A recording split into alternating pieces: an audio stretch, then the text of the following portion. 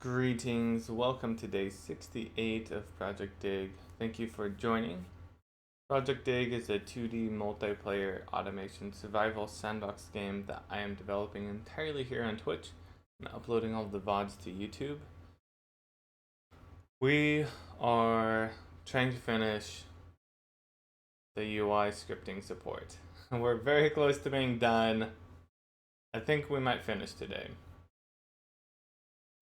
So the whole goal is that we have our UI system, the core, implemented in C++, and then we expose it to Lua through our Lua bindings.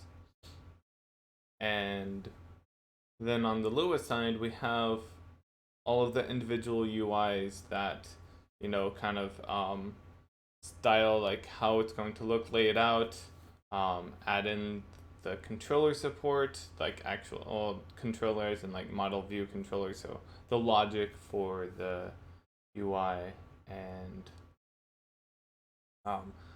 then be able to hot reload that Lua script while the game is running so we can see the changes be reflected immediately. And we have most of that working.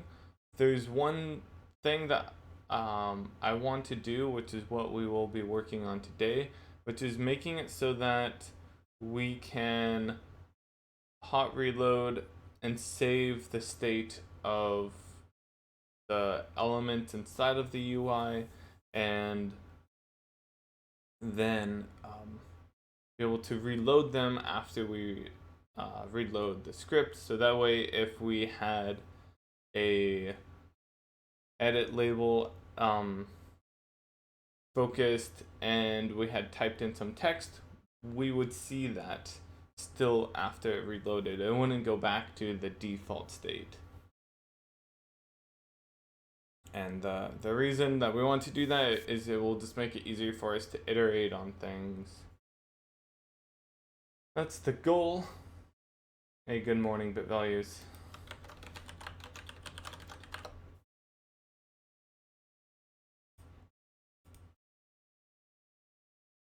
Okay. So what's all of this? Yes, I was trying to expose the audio. That wasn't quite working. I need to commit a few things here. Okay, let's start with, I think that, yeah.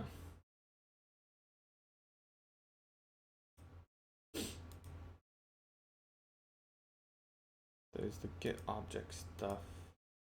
That's good. Oh, we want to commit this for now. Let's kind of clean this up. Okay, let's do that. So this is fix UI reload issue caused by using incorrect soul state. Okay, and then we want to do this get object, commit that. So this was stuff that we worked on yesterday.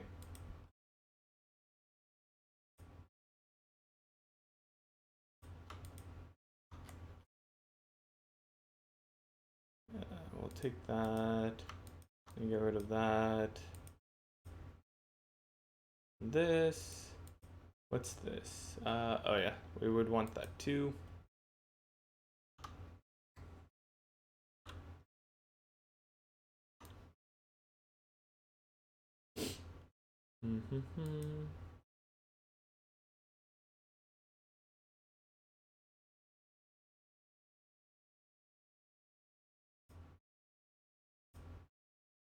I guess I can commit those together. Yeah, sure, we'll commit this too.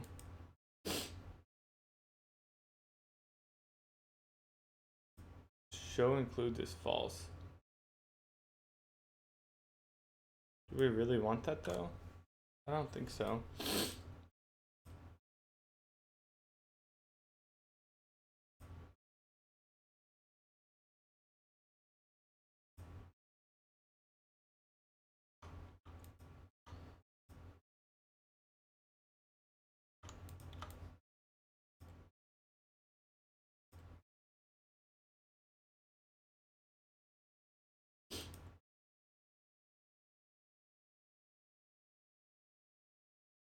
Okay. Sure, we'll just commit all of that. All right. So what do we do here? We return expose element get object expose get, maybe we'll say expose get object for all UI elements.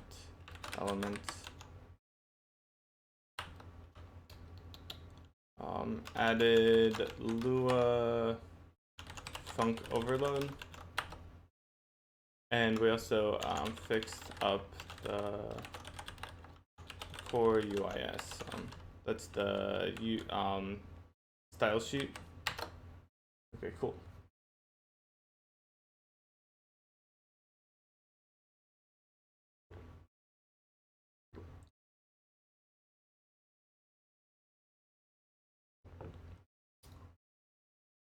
Hey, bit values.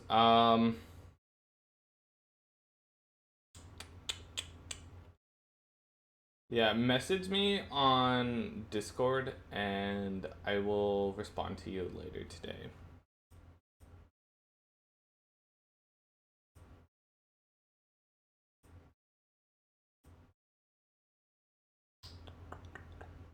Yep. Yeah, I have to look it up.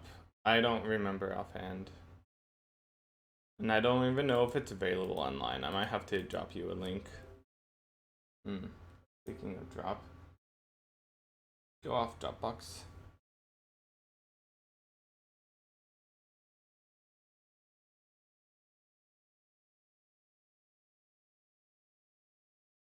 Why do girls exist other than to make your existence a complete misery?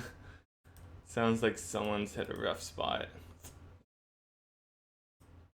Girls are the better half of us, dude. Just gonna say that right now.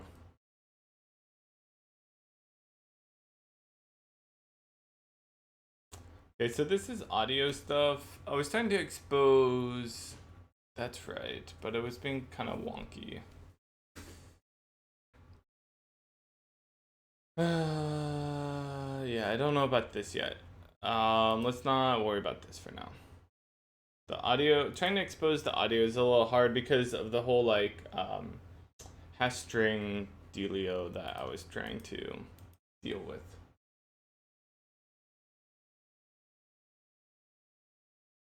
Okay, so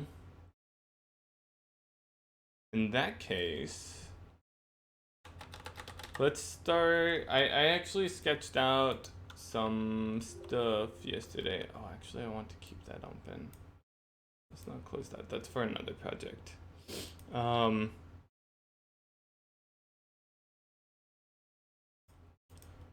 Where is that at? Here we are. So this is kind of what I was thinking our object, our model could look like.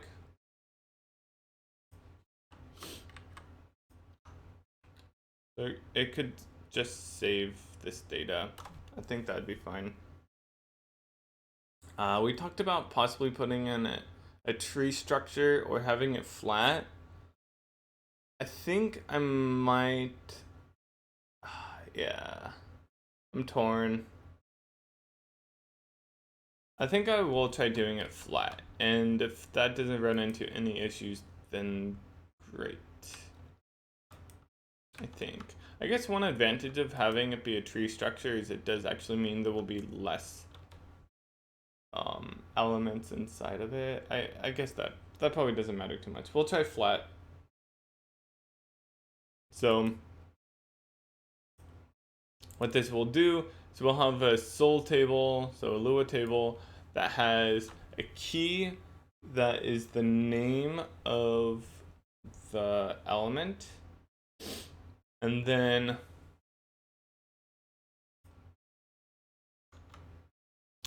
we will have inside of that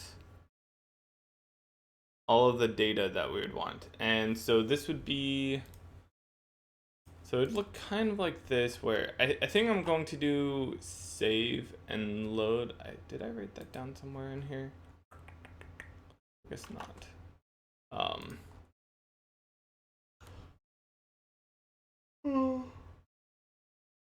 I don't really know where I should put it. I kind of feel like it should be up towards the top. Setup attribute update uses that. Like maybe right here. Virtual void. We'll have a save model, which takes a soul table reference.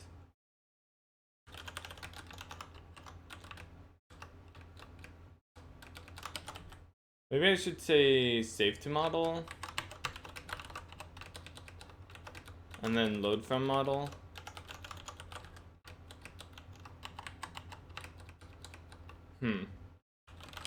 That should be const in that case.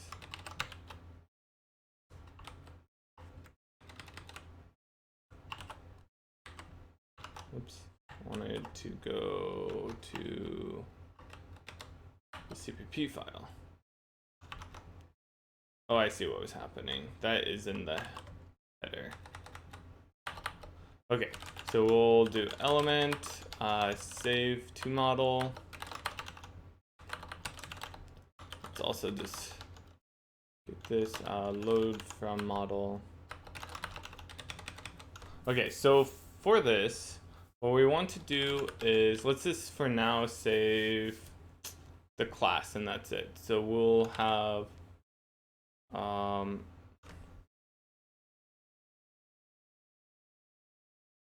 I think the best way to do this would be for it to assume that this is the table that it should be writing to directly. So if a parent is calling this, or if anything is calling this, it has already written into the element this part. And so we are being passed in this table. Right? Does that make sense? For the main one, we get passed in that table.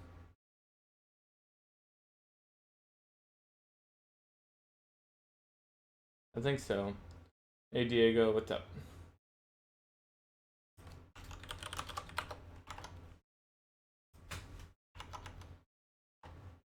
Okay, so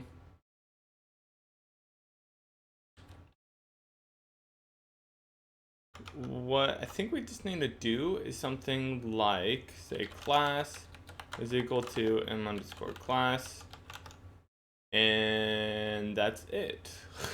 If we want to add anything else, then we can.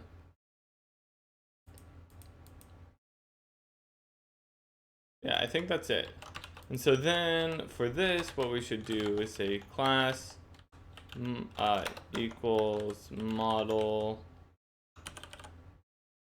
There's a get or, right? Yeah, and so we can say get the class or just set it to whatever it already is. So if it doesn't have it, then we won't worry about it.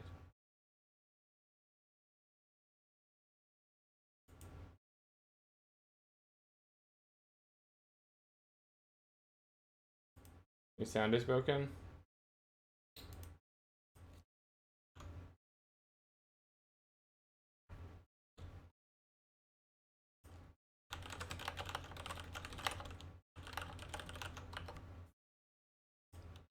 Okay, so that's like the super basic one. Let's do element group, which will be slightly more complicated, but not too bad. So again, let's do it right after these. And now we're going to have override.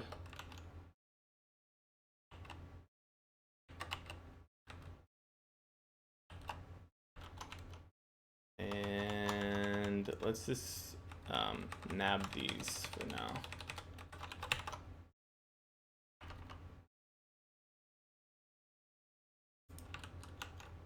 Okay. Get rid of that group. Okay, so for the element group, what we need to do, and I think I changed my mind. I think I'm going to have it be recursive because I think that will be easier. The one, so it's like kind of, there's pros and cons to having them be in a tree structure versus being in a flat array. So this is the flat version. The non-flat version would look something like this. Right. Hello. Yeah, that looks right. It looks like we got an extra. Oh, I see what happened. I stole that. So it would look like this. This is a tree structure where inside of the header we have these other elements.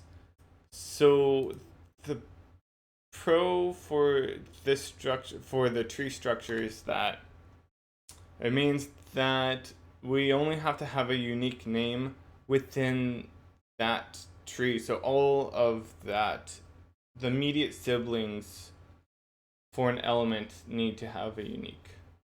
So it's like exactly that, I don't know, like generation or whatever you want to call it.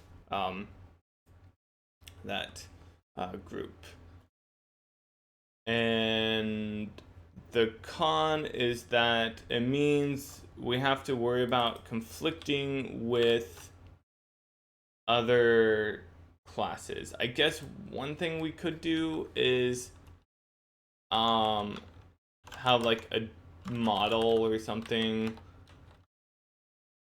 entry which is what actually contains it or something. Or I guess the other way we could do it would be to, actually this isn't that bad, have a children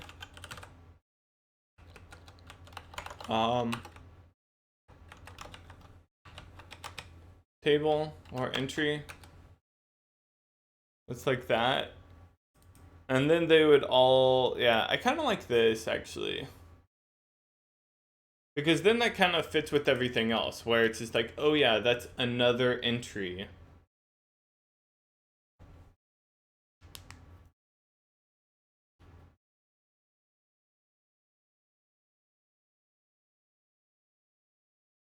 But a hash is 01. Yeah, I mean, I'm not really worried about the lookup time. This is something that's not happening very often. I'm mostly just thinking about the conflict and names. And so, yeah, I was trying to avoid it. So, like, let's say if you ever try to name one of your elements class, or, you know, we're going to have many other ones, like, I guess text. That would be a common one where we might have something called text. And I don't know, like, you could have a conflict where they're like that. Although this is only going to happen within the element group.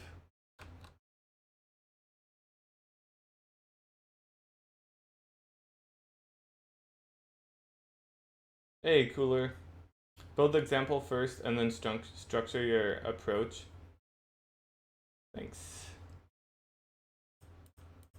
Yeah, I think that, yeah, we're just trying to figure it out.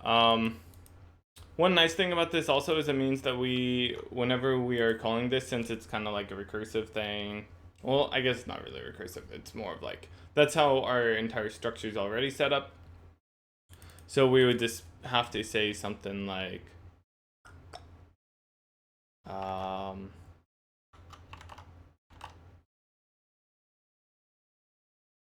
guess what we really want to do is, first we're always going to want to call like the parent model.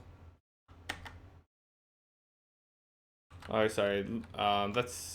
We want to do element saved model. So we save it there. So that way it saves the class. Then we need to load. And so in this case, for here, what we can do is create yet another soul table.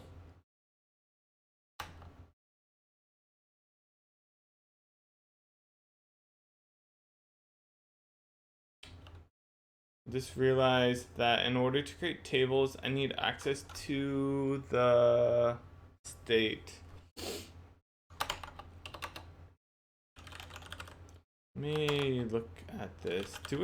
Is there a way to like get the, oh, okay, so we can get the Lua state from this. This will create a new table, create named table, children. Okay, cool. So that works. So then we don't have to pass around the Lua state everywhere. We can just do that. Cool. So then we would just iterate through all of our children, for element, pointer element, and our elements. Yeah, so this code is only going to run when we are making a change to our UI file and we save it and it decides that it needs to reload that file. Then it will save everything to the model, reload the script, and then load from the model.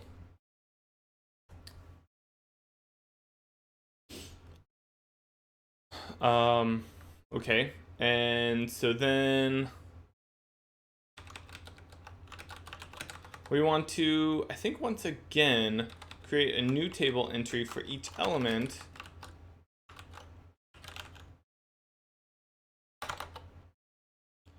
From our children, Lua state, create named, and it should be the element get ID stir. That should be fine.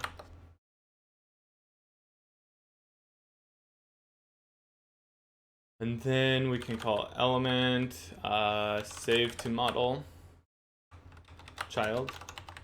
So that will now be saving it like this. So we have the header. So this will be called somewhere. You know, we have to have the root wherever. I think I know where that will go. And then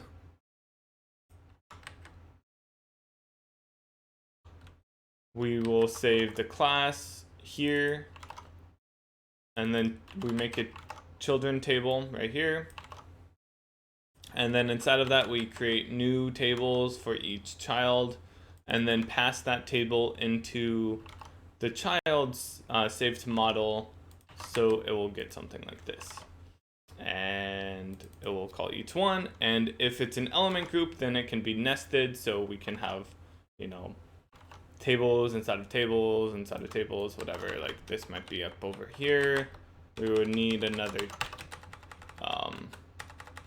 children, but yeah, something like that. Like that's entirely possible to do. Okay. Now we need to replicate this for the load from model.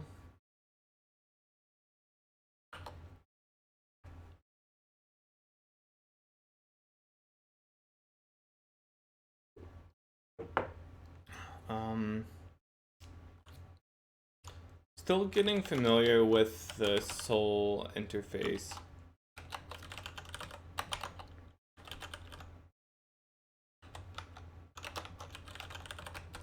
I think this should work, but I also think that it might not be valid at the moment.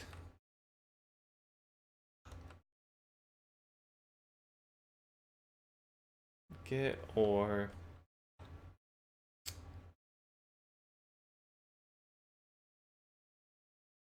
yeah, I think what we need to do is something like this and then say if children.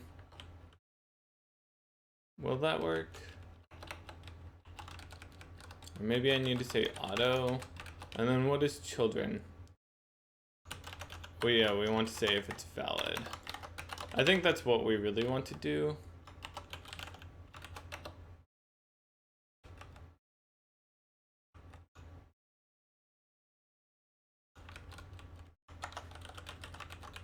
I think that turns into a proxy.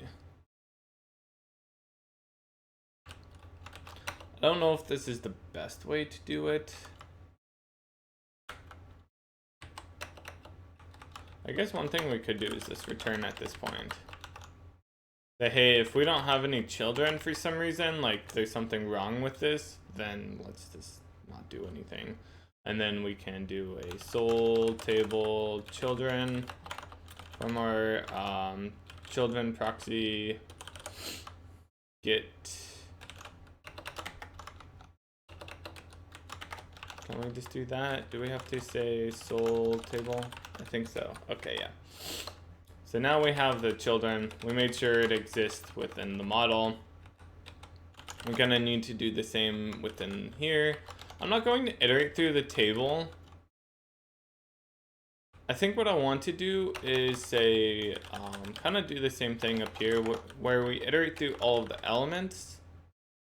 And then we look to see if there's a corresponding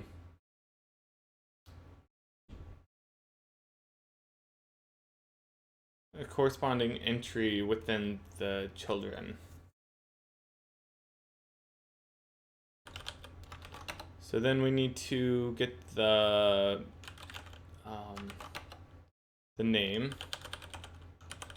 get ID, stir. So this is a we could just say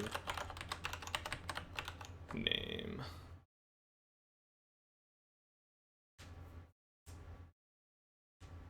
Well, you know, one interesting thing here is that I could maybe, instead of create named, is that always create with? Create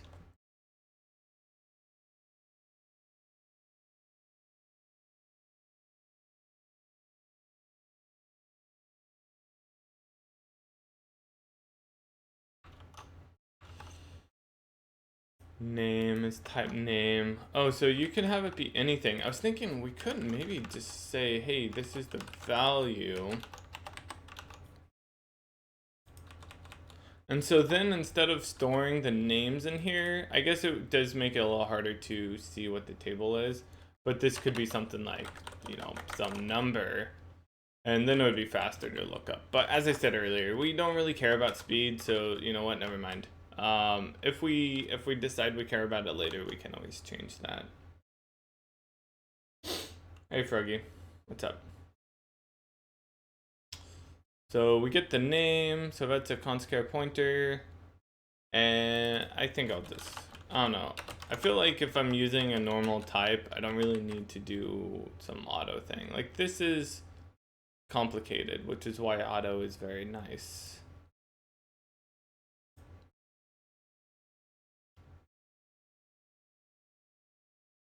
Okay, so now what we want to do is look to see if it exists. Soul table child is children get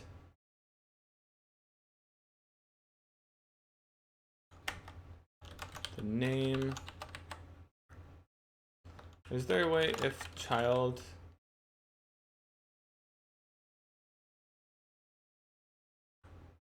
they're valid? Oh, maybe we can just do it like that. Okay, yeah, let's do that. So we don't need to do this. We can say, oh, this is a soul table. I think so.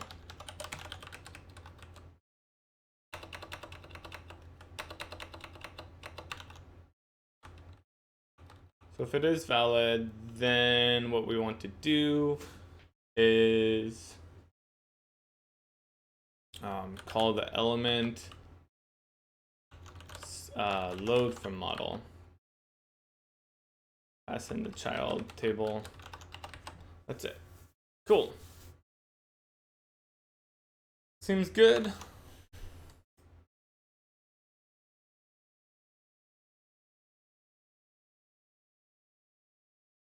Go to edit label. Edit label is super complicated. But that's the only one with any state right now, huh?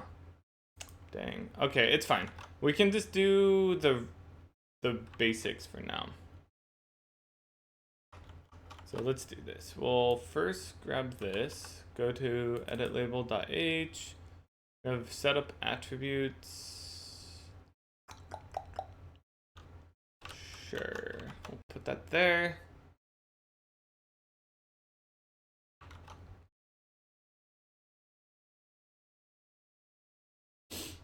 And then let's go to here and copy that.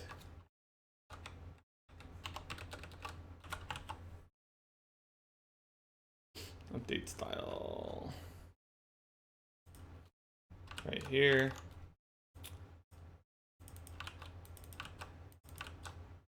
Okay, first off, we want to call the parent, which is actually going to be label safety model.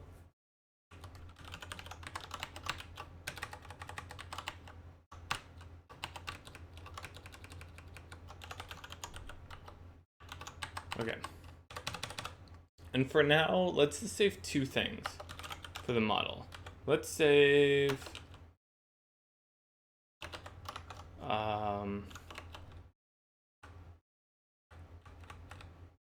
there's an add create with. I was just looking to see what other stuff they have here. Set. Anyways, let's save the focus. Focused. What do we call it? As focus.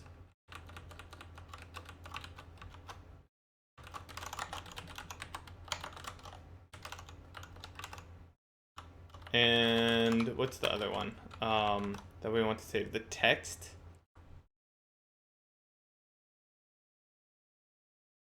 Or is it string? I forget. Wrap text. Get text, set text. It looks like it's string. Get text.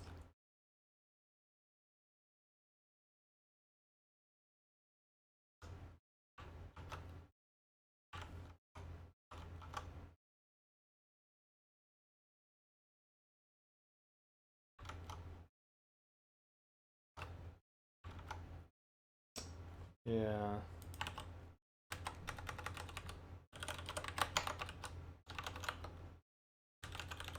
I decided, let's save also the caret position.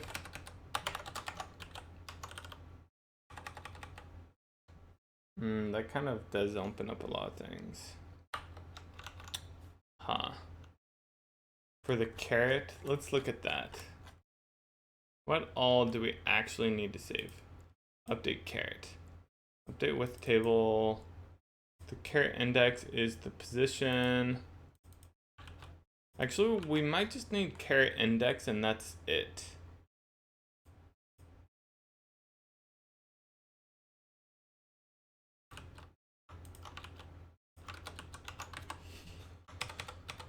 So then in here, we just need to handle this. Let's go ahead and open this up. Edit, label, do some multi-select magic. Oh, I didn't save. There we go. Where we say get or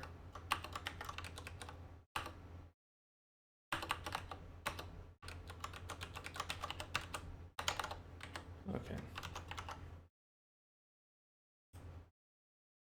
And then what we need to do, say set focus on this has focus, and set the string, set text to the string, and then set the caret position. Wait, what is that function called? Update caret. Update caret.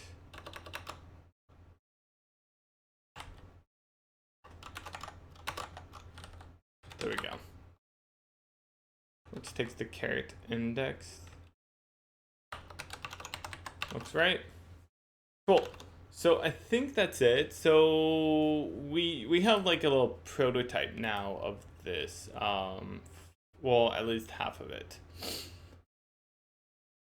So now what we need to do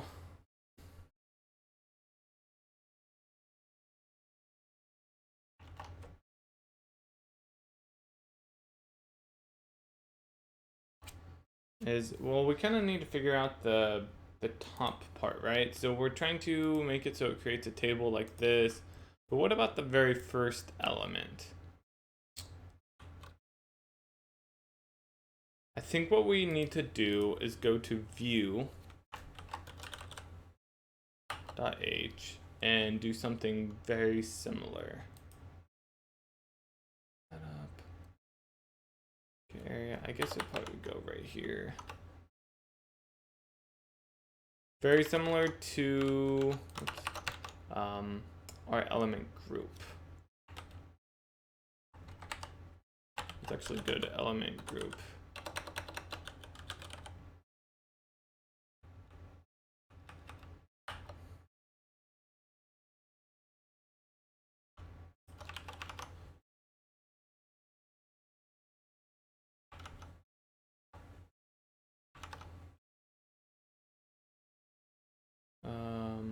Yeah, let's scroll up. We'll stick it here. This is view save model. And so we don't want to save to model the data for view, or at least not in that way. And let's also not worry about putting, do we actually? Actually maybe we could.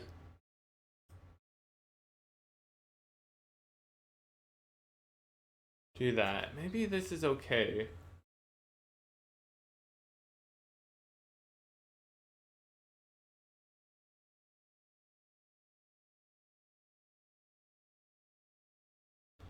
Like, maybe it's okay for us to actually, like, why does this need to be different?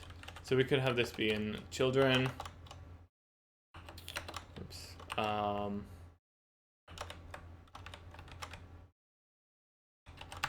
And then also inside of here, we could have maybe like the X position, or we don't need that. We could just say position.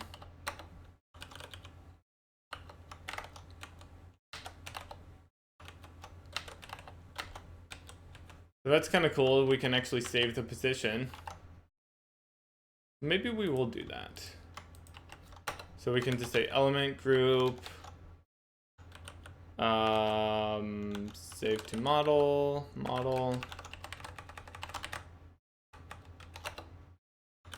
element group, load from model. And then we have like a few more things we want to add to it. Well, the only one I can really think of is position. Right?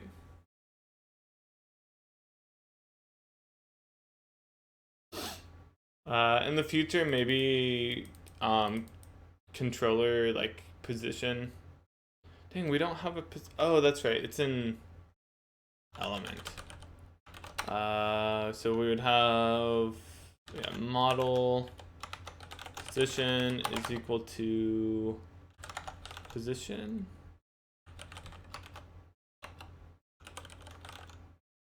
Get position.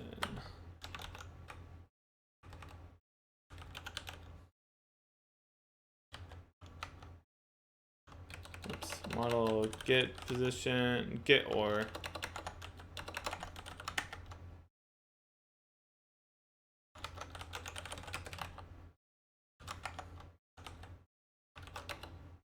Oh yeah, it's area, huh?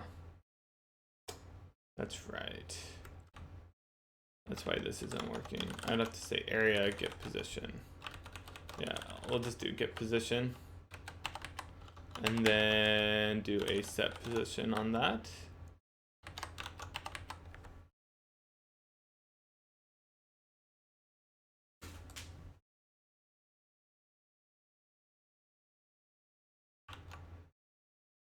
Okay, cool. I think that makes sense. So then the last thing to do with this is to go to our UI, which seems to not be open. UI, let's actually, I need to start using this more. UI watch. Oh, I guess I have to do UI manager watch. There we go. Jump to that exactly. So here's our view reload. This is where we reload the view. So this loads the view, but we haven't set it yet. So if the view, at that point, what we want to do is, we have it, right? Oh yeah, that's right. It's right here. Before we override it, we have access to the previous view. So we can say save to model. And we can pass in the model here. And so that means we need to create model. This is sold table model is equal to our Lua state create table, create named table. Well, we don't need a name for it, huh? We can just say create table.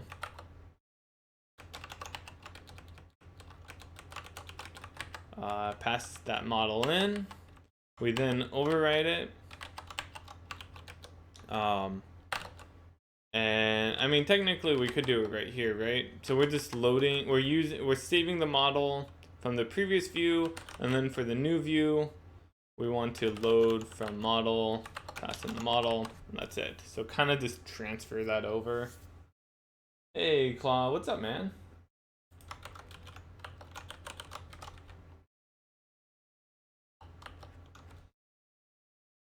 How's it going? Okay, so let's see if this all compiles. I think theoretically this should work. I don't believe we are missing anything.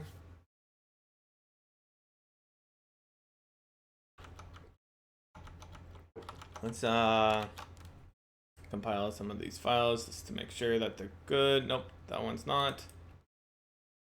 So it doesn't like this. Oh, I think it's because I need to say something like it doesn't know what I'm trying to pass in here.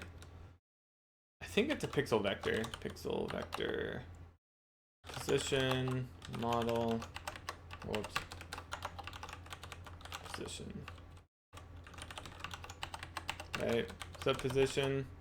Is that not a thing? Oh, whoops. My bad. Like, I'm pretty sure that's a thing. There we go. Let's see if that compiles now. I think it was confused because, nope, never mind. Spoke too soon.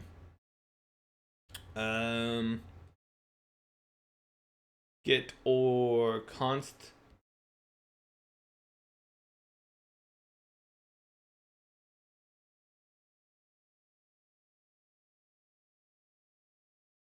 All return expressions must reduce to the same type. Previously it was tref with t equals pixel vector.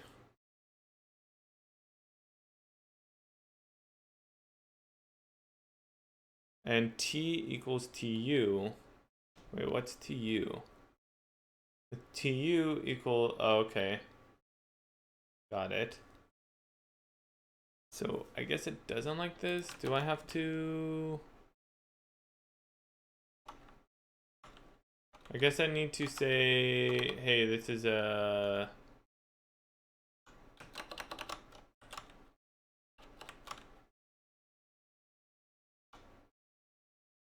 type name t key.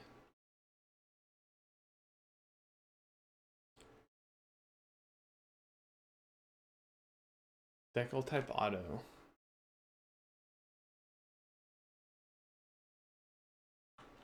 I don't think I can do that. I think I have to pass in both, which is a const char. It looks like it doesn't like that either.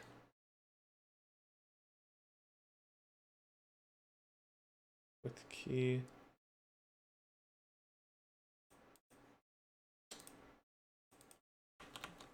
Okay, maybe this doesn't work right. I thought that we could do this. model git raw git. Wonder what raw git does.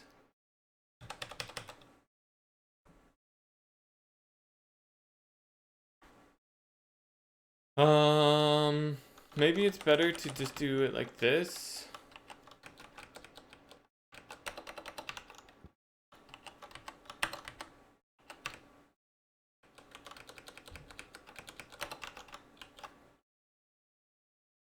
Oh, whoops, that's not gonna work because I need to remove that.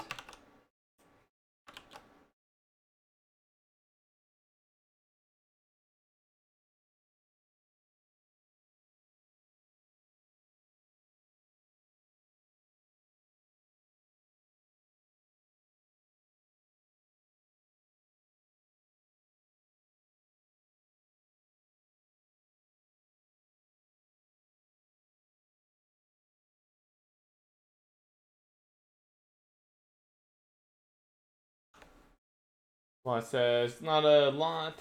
Haven't been stopping by because I figured it'd be pretty much pure coding, and as much as I like the stream, I'm better about providing feedback on a game than I am about feedback on code.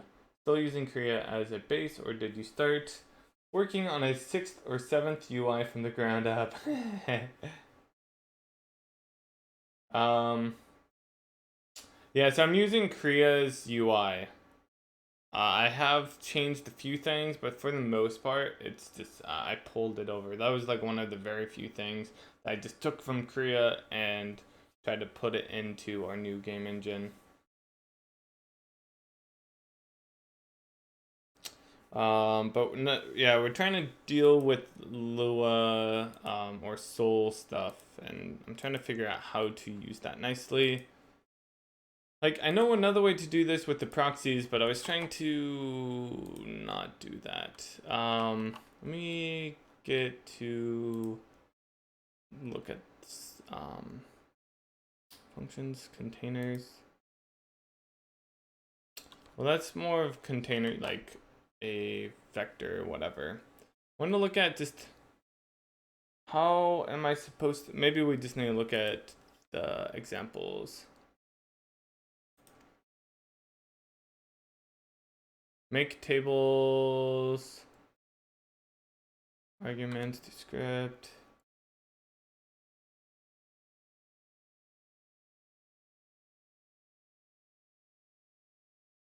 I think there's examples in here.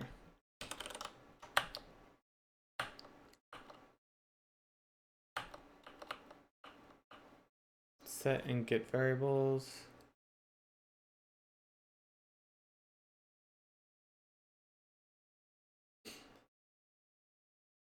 So here he provides, maybe that's my problem, is that I need to do pixel vector here.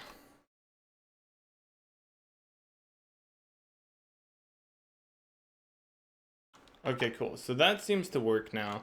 I'm curious if I can do git, or how does he do that? That is just working nicely for him.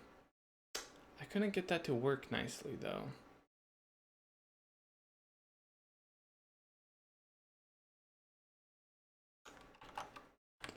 Oh, this should be okay because we're like, I don't see how it could get messed up. I guess if it got the wrong type, we could always save the type and like issue a warning if that's the case.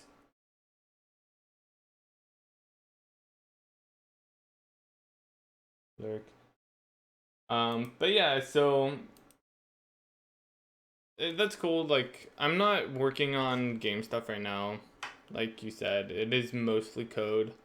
We haven't really talked about design stuff recently, but I am also starting to work on Korea 1.7. And so I'm doing that in the afternoon. So you're welcome to join then. Usually about, I'm trying to start like an hour or so from now, 10 a.m. Pacific time. And hopefully I'm thinking maybe in like a month to 2 months at most, we will be working on actual gameplay stuff for projectDIG. I will probably like slowly transition over where we'll be doing some like somewhat gameplay related stuff and some engine, and then over time move more towards a larger percentage of gameplay and less percentage of actual engine as the engine solidifies. Okay, so it looks like I need to do a git. I can't get the git or to work, which is fine. I don't really know if we need that git or, to be honest. I can just say, what is class? Class is a string, right? No, it's a uint32. Well, I might as well just see if this compiles, huh?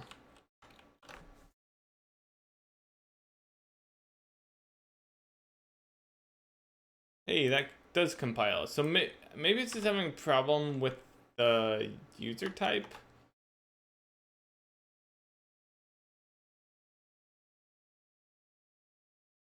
Looks like I'm getting plenty of sun. It might just be the camera. Sometimes the settings change a little bit for some reason. And yeah, so it makes my skin look a little different from what it actually is. But I did go on a hike yesterday and it was hot. Okay, so that looks good. Let's go to element group, make sure that this is compiling. It should be. Create named. Oh, is this a const? What's this Lua state? Let's model Lua state. Oh, it's a pointer.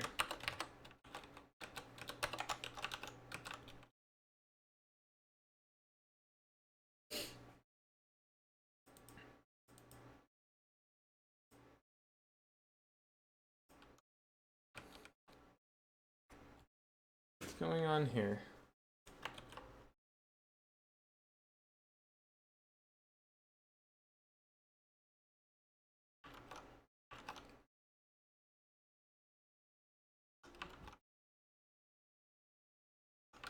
Is it?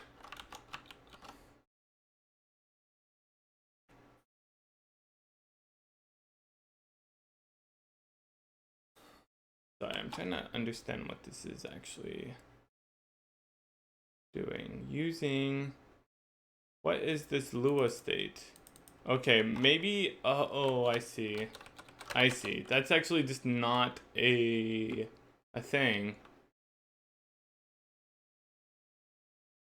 Well, we can just do this. We can just say get state. This is fine. That return or get, oh, it's UI get state. Right.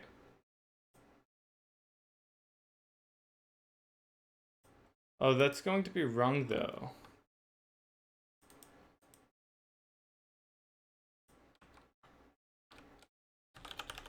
I think that's just wrong. Create named.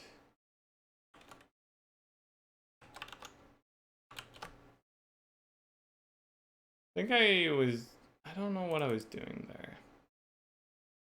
I think I was just being silly. Okay.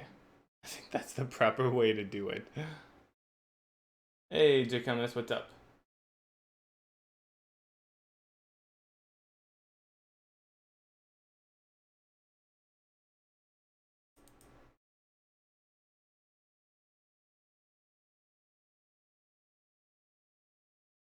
So this get is not working nicely. I think I just need to say sold table, perhaps.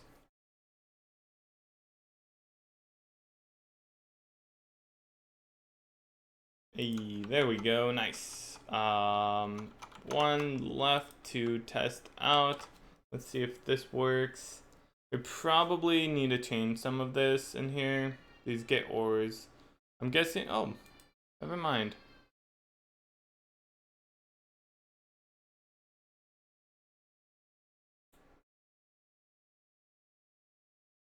See if that compiles.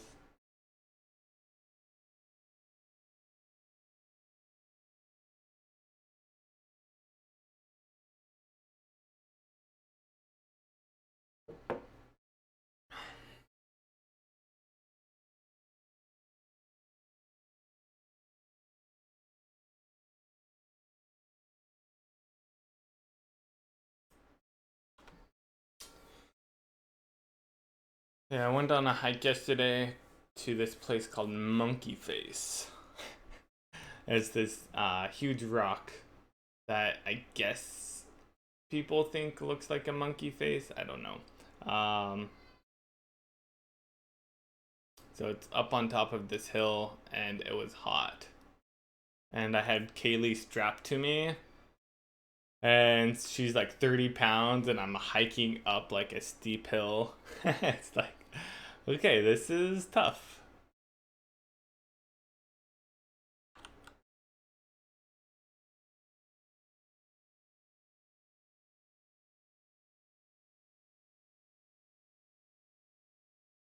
I kind of felt like Rock Lee from Naruto or something like that, where he has the weight strapped to his legs.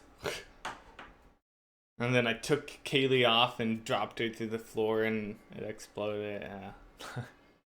I don't know if you guys have ever seen Naruto, but yes.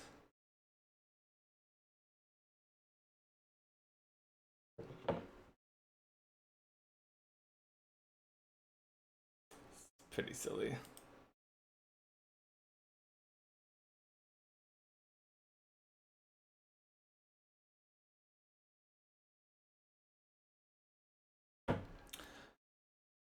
These compile times. Dang. I got that one thing working, so that's cool. This run include what you use, and trial and error include removal and format, so we can like clean up our includes. I'm not gonna do that right now. I'll probably just do it off stream because the compile times are long. I can show you like what one looks like. It's kind of cool. It's just like you can see it removing, and like it removes an include and tries to compile, removes an include, tries to compile, remove an include and try to compile. It just keeps doing that.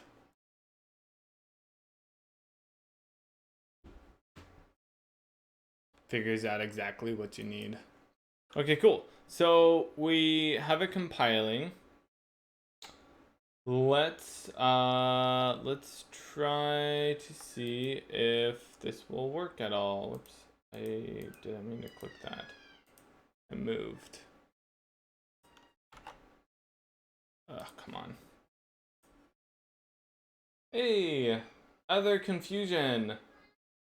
Welcome to the siege. Converted from a Twitch Prime sub to a tier 1 sub. Nice. Hey, thank you. Welcome.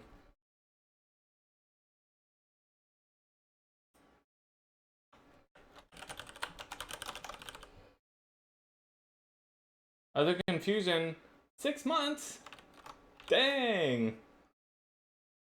You must always sub while I'm not streaming or something. Or I guess you're back now after being gone for a long time. Maybe that's it. Hey, thank you for the support, though. How's the project going? It's good. It's good. You can see we have a UI now.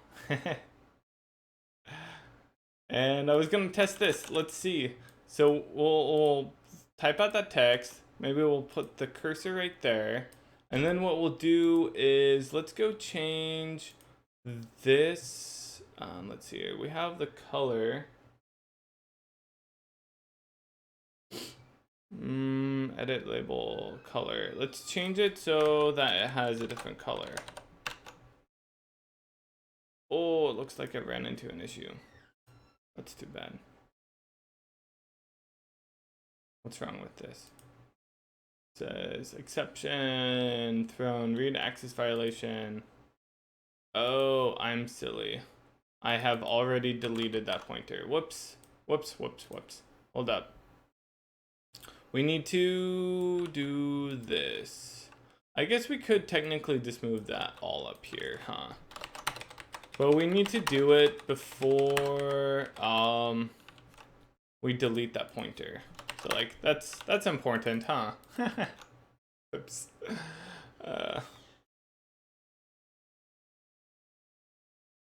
So many people. But yeah, the project is going well. We are on day 68 and just chugging along, trying to wrap up this UI scripting support. Getting closer to being able to actually start working on the gameplay stuff so it starts looking like a game. We've just really been focused on engine support. Okay, so let's once again go back to here, and what we'll do is just undo that and save. You see that? It keeps the focus and everything. That's awesome. It's working. So if we like select this, since we're not saving the selection stuff, it will remove that. So we can save and we'll see like it undoes the selection. But besides that, Siege victory. Nice. That is awesome.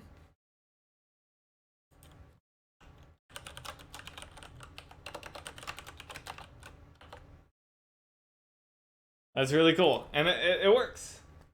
That's perfect. So yeah, we just kind of need to go through and add in all of the other model stuff. So like we'll add in support for saving and loading the models, and it's pretty simple as we saw. It's just a matter of saving that stuff, and then like, I mean, this is all we need to do really. And yeah. So let's say we wanted to do the selection index. All we have to do for that is this. We say, okay, let's get that selection index. Selection index.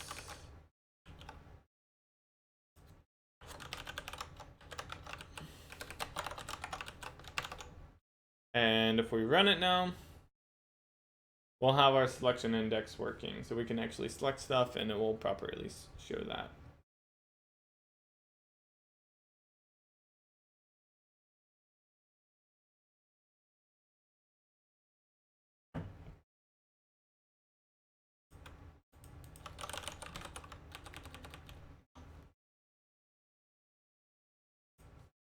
Whoops. So if we, no, why is that not working? Oh, wait. I think I know why. I think I need to, selection. Set focus. Oh, whenever we set focus, update caret. It might be that we're overwriting the selection index. Yeah, here the set text, it's going to clear it out. That's why. So that's a little harder. Oh, I mean, all we just have to do is load it later, and that's actually a good reason why we might want to do something more like set text. Oops.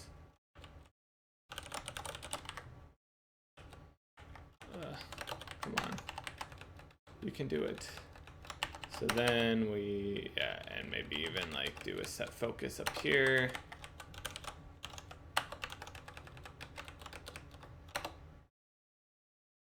We might want to call update caret after we've done both of those,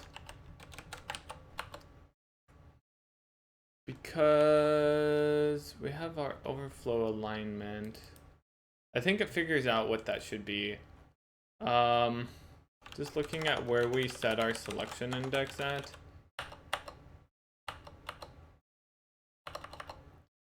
The focus, that's where we are clearing it.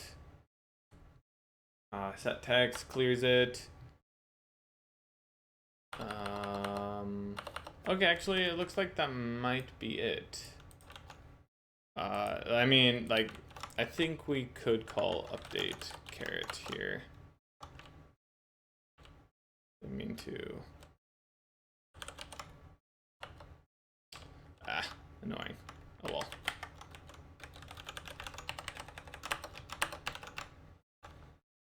Let's try that.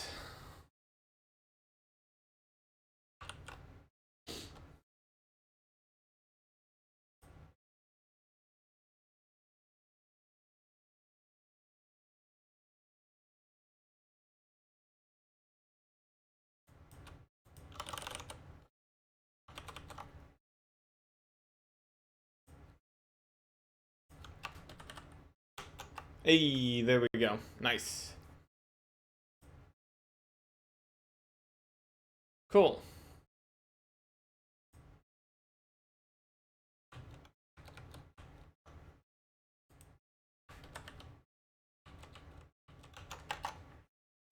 Looks good. Looks good. So now we just need to go through and finish doing the rest.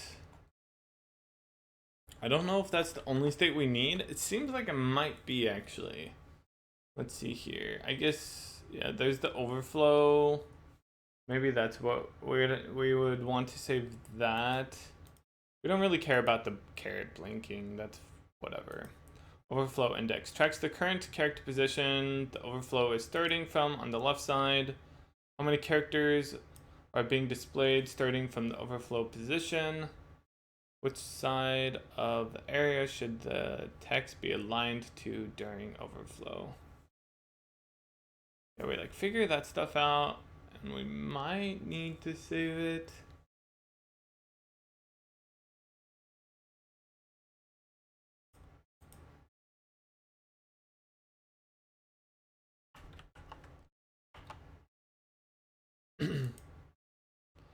I think we save most of that stuff though whenever we do that update caret, right? Update caret. Yeah, let's just go to that.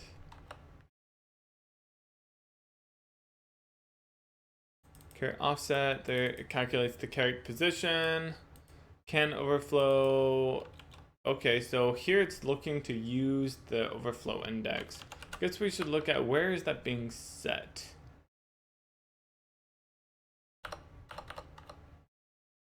Update overflow text.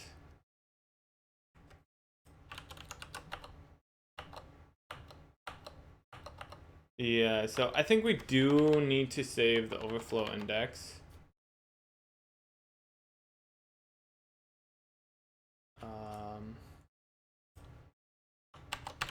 We actually need to save and load it before the caret stuff overflow. Okay.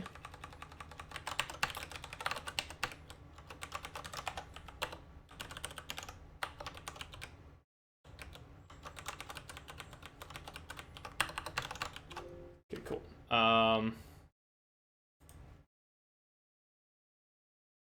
So that should be good for the edit label. Let's see, a bar does have some state that we need to save, so we can do that one. Some of these we actually don't need to do anything with, such as label, I don't think has any state whatsoever.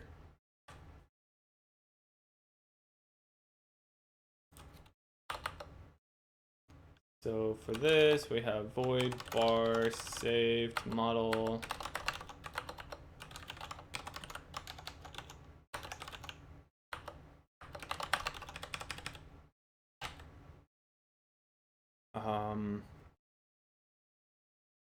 So what does that actually save? I think just the percentage and the divisions, and that's it. What would be the division count, since that's customizable?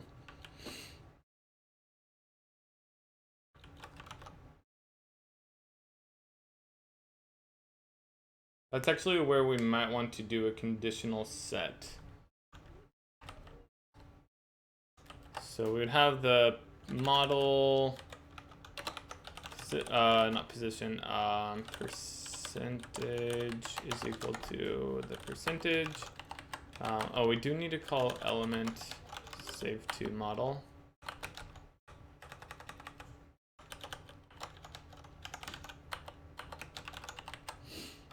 And then here, I think what we want to do is say if the division count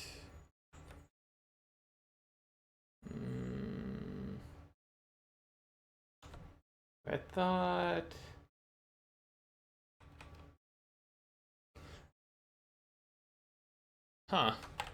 maybe that's not a thing. Maybe I need to add that in.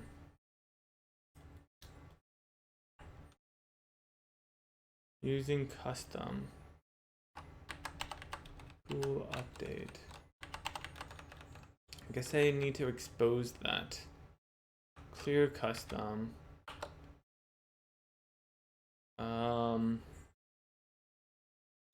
Bool using custom.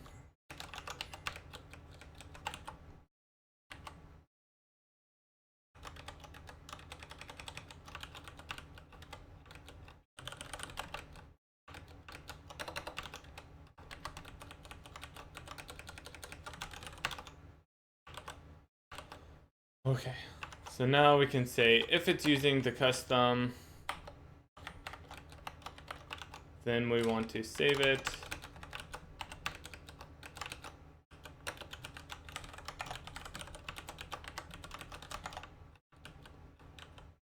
Good value. And then in here, we will load it. Percentage is equal to the model get percentage. And I think what we want to do is, if we can, just do division count. Oh, actually, I take that back. Yeah, I think we need to do a proxy here. Division proxy.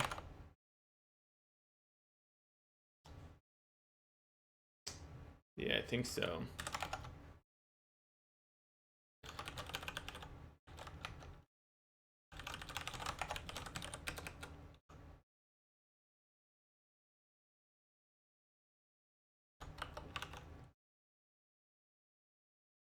Feel like I could do a better job here, huh?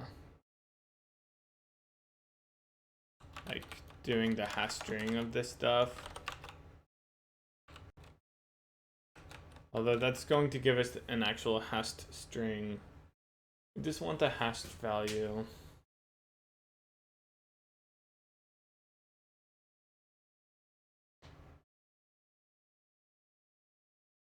Yeah, maybe in the future I'll change it. I don't know if it really matters. So here, we just want to make sure that this value was set.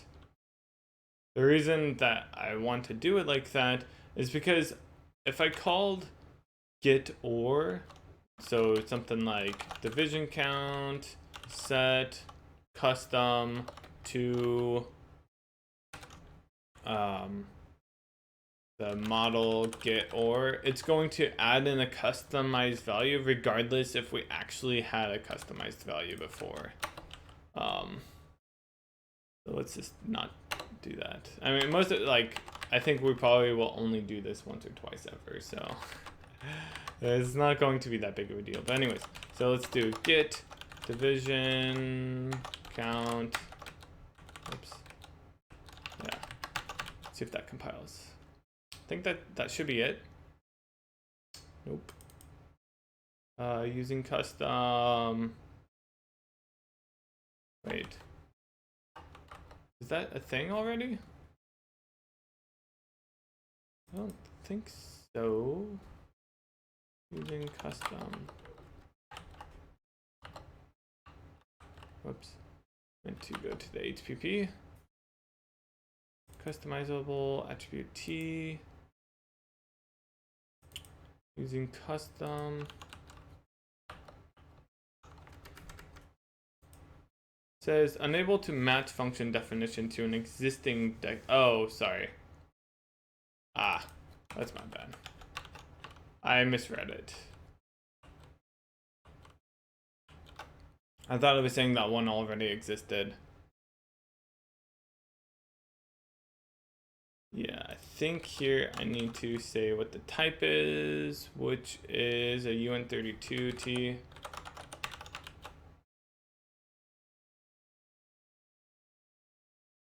Oh. That's for the percentage.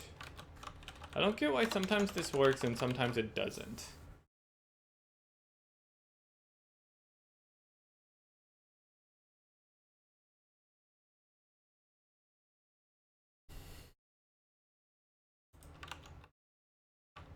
Okay, cool.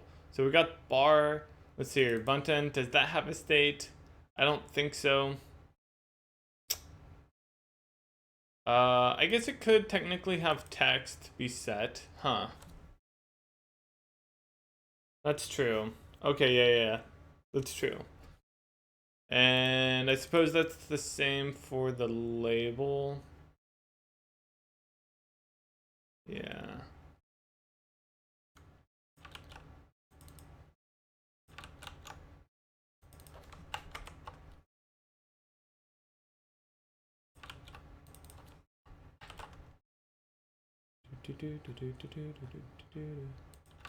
Okay, so fortunately this stuff is really easy. It's just a little like numbing. It's not super interesting, sorry. Okay, so for this one, all we need to do is say the text is equal to text value.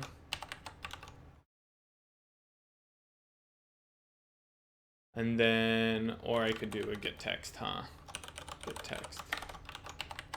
And then in here, we will have a, actually, let's do it like this. Set text.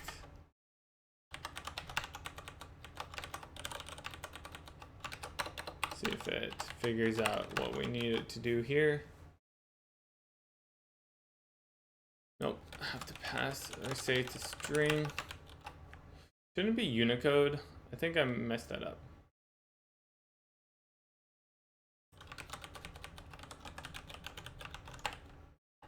This should really be Unicode, right? I thought I had done that everywhere. I guess not.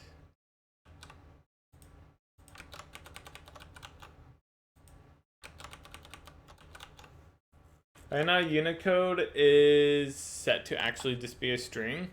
But in the future, I want to make it so that we're doing something else. And I guess I really should use string instead of std string. Yeah. I should do that. Text. Unicode.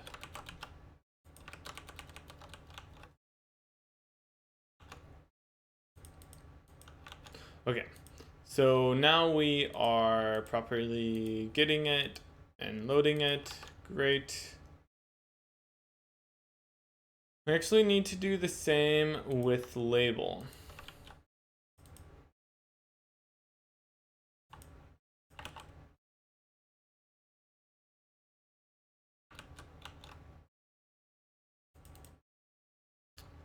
Get tags. Oh, whoops. Label.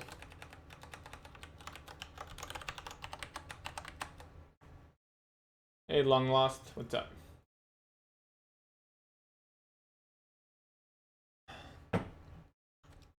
That text. So that actually looks perfect. We don't need to do anything else. Except in the header, we need to paste those in. What are you making? I am working on this game, projectDIG.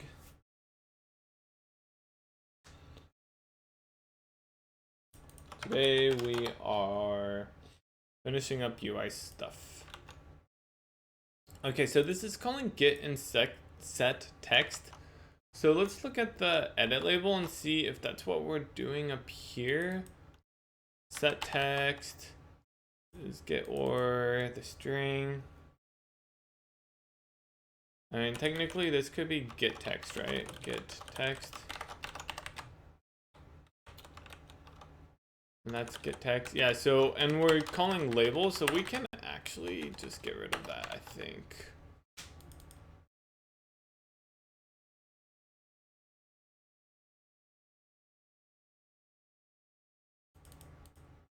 Yeah, I think so. And that should work because we're calling the label.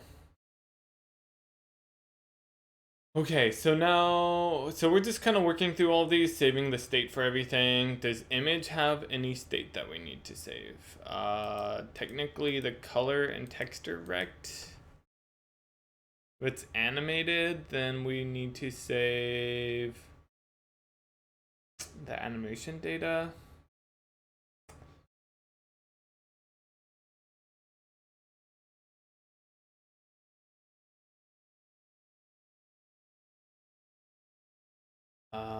Let's go to element. Actually, I was wanting to think about what's the state again?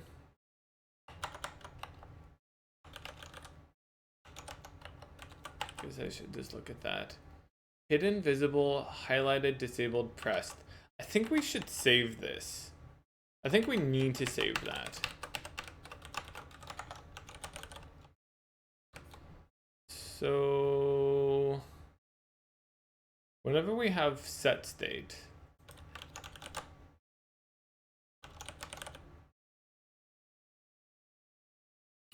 what does that actually do? This is update style. So yeah, I think we need to call set state on the get or state and pass in m state, and that way if it's the same, whoops, like the state hasn't changed, it's actually, we can see here it's just going to bail out, so it's not a big deal. And then here we want to save it, state. So that way, like, let's say the UI is like invisible or whatever, hidden, something, it's going to actually respect that while it's saving and loading.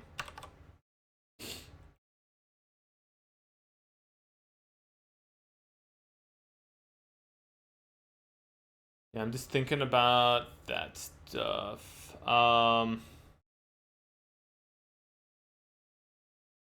Panel, I don't think panel needs to save anything. Paragraph, paragraph does. It has text, right? It needs to save the text. Texts, raw text. Is that what this text is? Raw text is text, yes. Okay, cool. Looks like that's it. That's great. That's a really easy one. It's going to be pretty similar to label. We set the text and then we save it with the raw text. So let's go to label here. So this is really cool that we have this working. I wish I had done this for Korea. It's something that I didn't quite realize I needed, or I don't know. I didn't really consider doing something like this during Korea's development. Yeah. Oh, whoops. I screwed that up. I grabbed the wrong functions.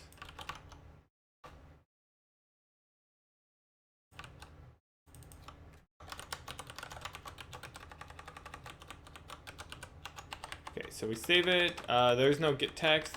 We actually just want the raw text here. Set text. We'll actually set the text. Beautiful.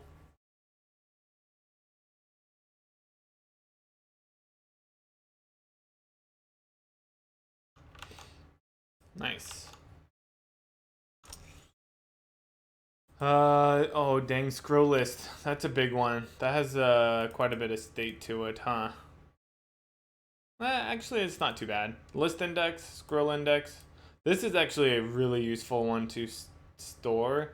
So what that's like is imagine that every single time we saved this file, it scrolled back to the top. That would be so annoying if we're working down here on something, right? So we can have this so it saves to the model and actually stores where we are at, like scroll down, so that way it doesn't like scroll back to the top every single time we save. So let's do that. So we'll pick this up, the scroll list there, and then in here, let's just nab this. Lots of copy pasta with some modification. Okay, so let's see here. What do we actually want to save? Selected index. Probably want that. How many items are in the list in total? Do we actually need to do that? Isn't that just this list or no? Count, set count. I guess. Oh, okay, never mind. Yeah, we do need to save that. So I'm going to be a little tricky here. What we're going to do is go to our scroll list.h, and we're going to say we want to grab this selected index scroll timer. We don't need that.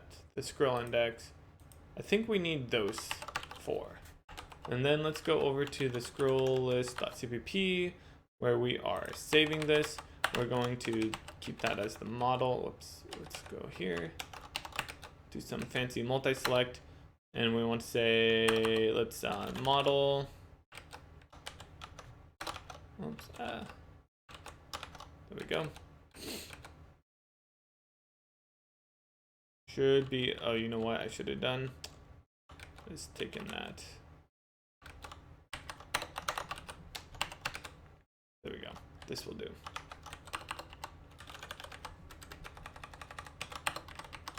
And then for these down here, we just need to kind of flip it.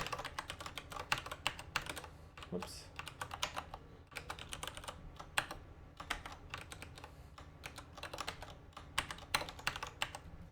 Okay.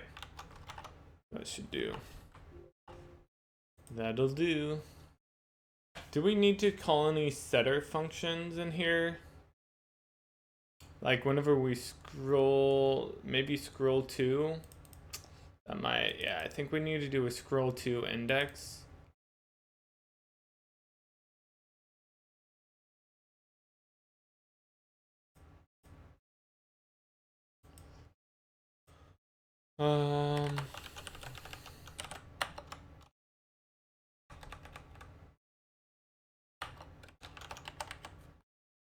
Right, isn't that what it gets set to? Scroll.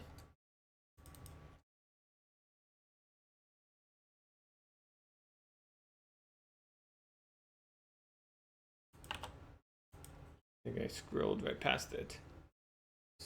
If it's equal, then it doesn't do anything. Where do we set it? List index is new top index. If count is less than or equal to the list size, return scroll index. This is such complicated code. I think that this will work. Scroll to bottom. Yeah, this should work. It will cap it out. So like, let's say that, yeah, I think that this will work. Yeah. The count list. I think this will work.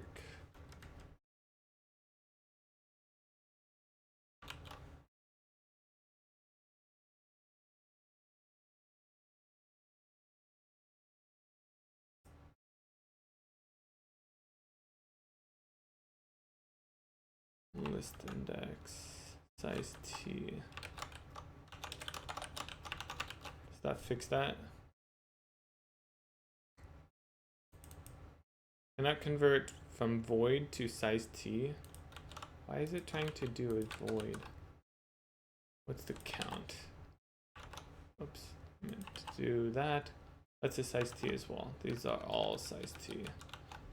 Selected index is not.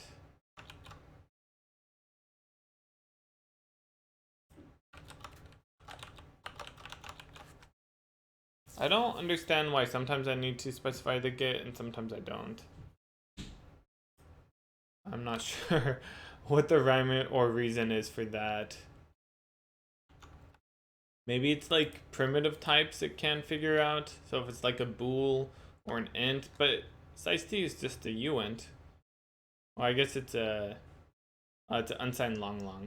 I guess maybe that's the problem. I don't know. Okay, cool. So we got that. Section we don't need to save.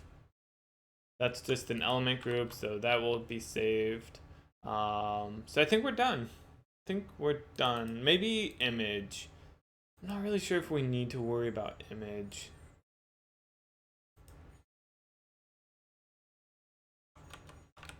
That's the one thing I'm like not sure about. Color text direct. Set image. I guess we probably should save that. What would it be? It would be the texture.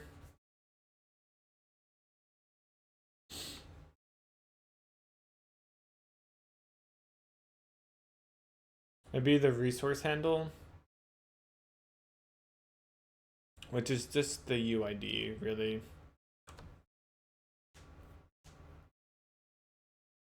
Right, resource element attribute.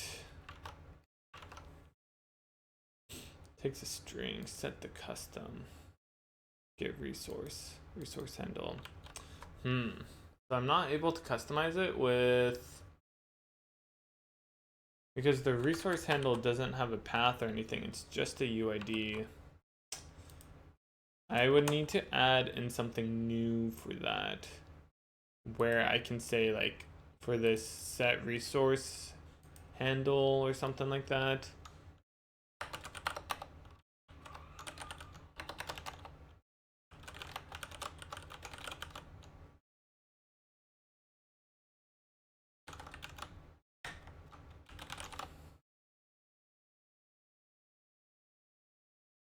I think it's just a uint 32, right?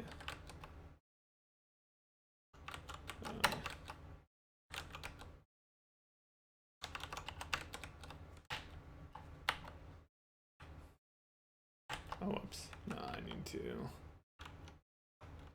do it in here.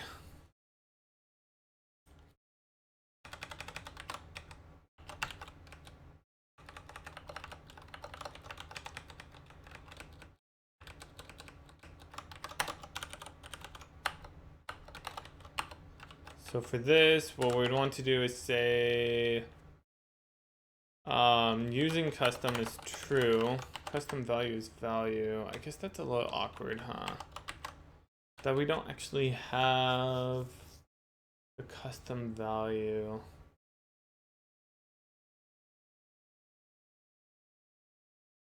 You know what? I don't think I need to do this, right? If we have the custom value, then that means I can do a get custom, right? Yeah. I don't think I need to do that. I think what we can just do is say get custom. Yeah. Okay, never mind. So image actually has a lot. Media image. Okay, let's just do it. Since we are being thorough, save to model. I think technically we want to do this one as well. We'll do them all. Maybe we'll use it, maybe we won't. But while we are like in the middle of it, it's only going to take another minute to do. update style, set image. So let's see here. So this is an image. So for anyone joining, welcome. What I'm working on is adding in support for our UI to be able to be hot reloaded from our Lua script. So everything is put into our Lua scripts. Not that. Like this here, this is, it's kind of a mess. Still working on it, but this is a Lua script that's like kind of lays out, sets up our UI. Right now this is just the test UI, and then whenever we change it, we should be able to see it be reflected in the game. That's called hot reloading, and we want it to be able to persist the data or the model, so that way if we have changed the state of things, like we have entered some text into an edit label, or we have changed an image on the screen for some reason, like, you know, we clicked on some UI element or whatever, it will save that, and then whenever it's doing the hot reloading, it will load it back into the new UI, so that way it looks like nothing actually changed except that it updated. Like, it will update everything but still also be able to preserve all of our previous changes. So that way we don't have to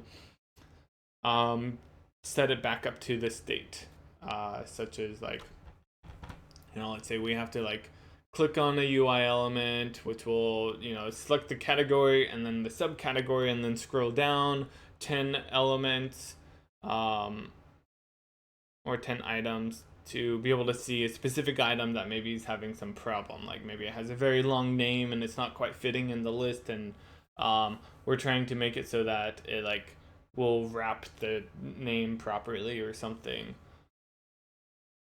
This will make it so that we don't have to do all of that setup every single time. We could just like change it, like, oh, let's make the width of the name to be a little bit longer to see if that will work, and try that a little bit more, and oh hey, the fourth time we changed it, we were able to get it to be or to work. And yeah, this will make it so much faster. So what do we need to save in our image? We have, there's actually a lot of stuff. Pretty much all of this, right? The texture, the text direct, and the color. Yeah, and they all kind of need to do the same thing, like what we did for, what was it? What was the one with the custom?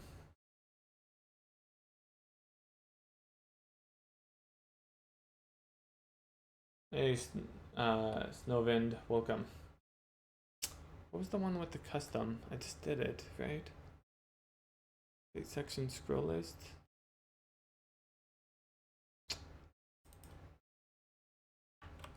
Not scroll list.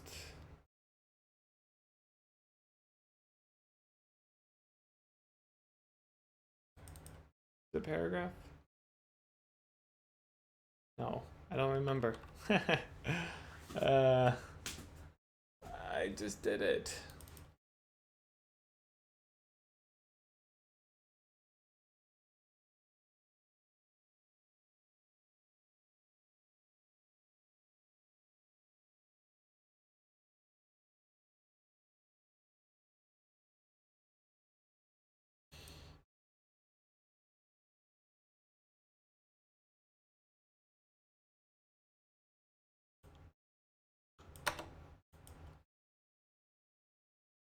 Maybe I got rid of it.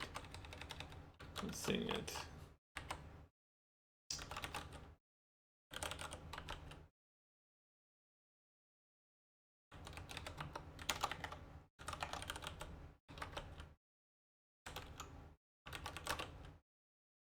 Using custom. I guess I could just look for that, right? Oh, it wasn't bar. Ugh. So we need to do this. I'm kind of tempted to make this be a thing that we can save. I think I'm going to do that. So instead of doing this using custom, we could just say division count, you know, save to model. Yeah, let's do it that way. So that way I don't have to do all of these lines for everyone. I think it'll save me some time. So let's go to element attribute.h. So it's only for the custom one, right? And then we could technically get rid of this too, using custom. So we'll just have a virtual void save to model sol table model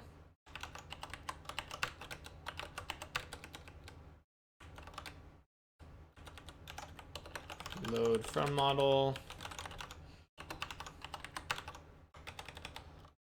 Don't even know if we need to do anything with that. I don't think we do.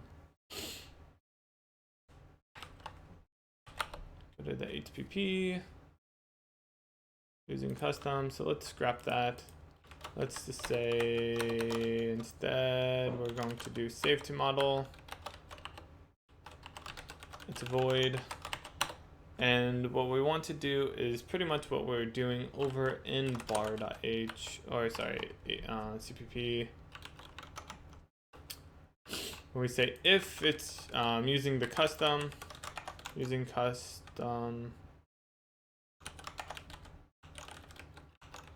then we want to set it. Oh, we don't have the name. That's annoying. I didn't think about that.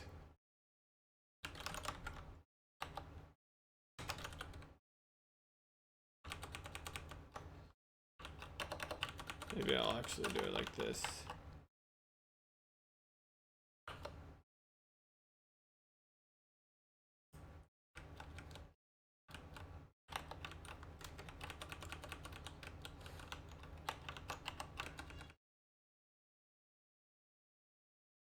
Thinking if I want to do conscript name or what.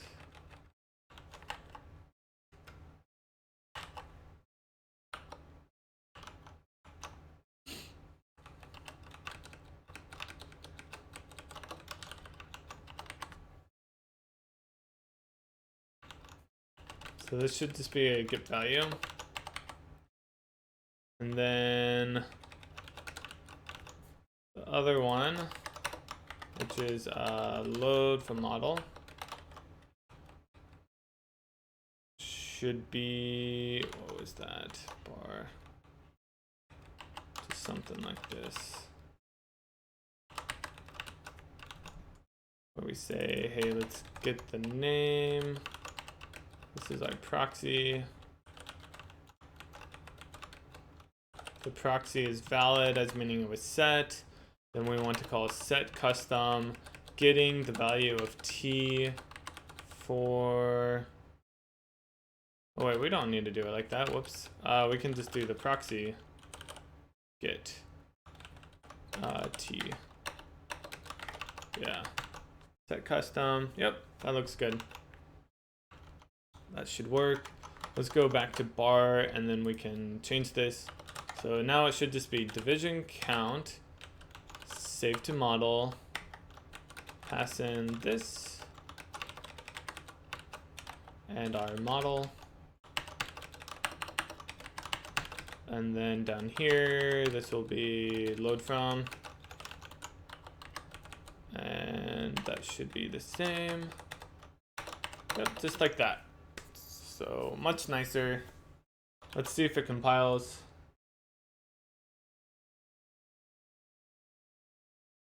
This is really cool, thanks.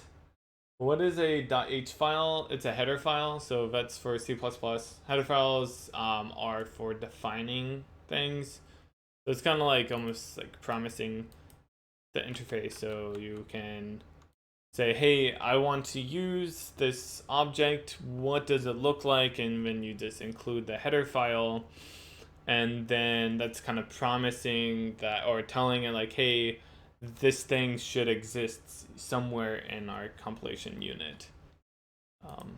Yeah, if you just search for like header files, C++, you can find lots of information.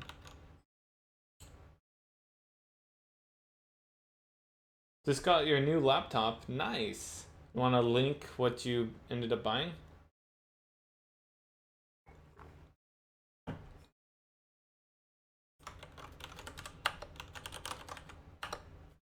Okay, so now that we did that, yeah, right now we're doing UI stuff, and we do have like a style sheet and everything, so it is kind of like HTML, not really, but kind of. It's a visual thing. Let's go back to here, and now let's do this the nicer way. So we want to say, hey, we want to save our texture. Let's save our texture rect. What was the other one? The color and oh, I guess that's it.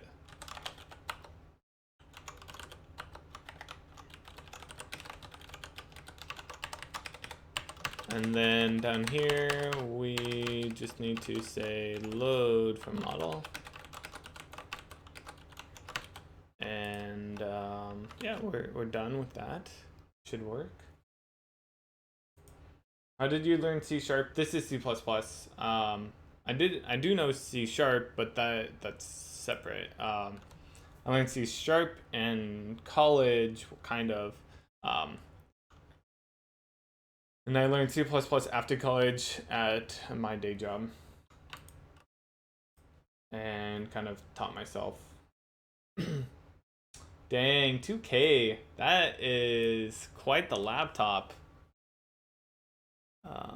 Let's go to, let's see if we can see the com. Oh, that doesn't work. That's fine. It's in pounds. So that's even more. Dang. That is an expensive laptop. Nice. Looks nice. Very fancy. That's probably how much I spent on my MacBook Pro. So I guess I shouldn't really be too surprised. Looks nice. Asus. Do they make good laptops?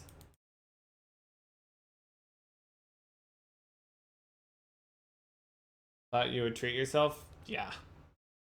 Treat yourself. Nice. Awesome. I hope it's everything you wanted and more. 240H. 240 hertz. Nice. Sounds pretty fancy. Awesome. Enjoy. Do you have a status quo to code every day? Nah. We just do our thing.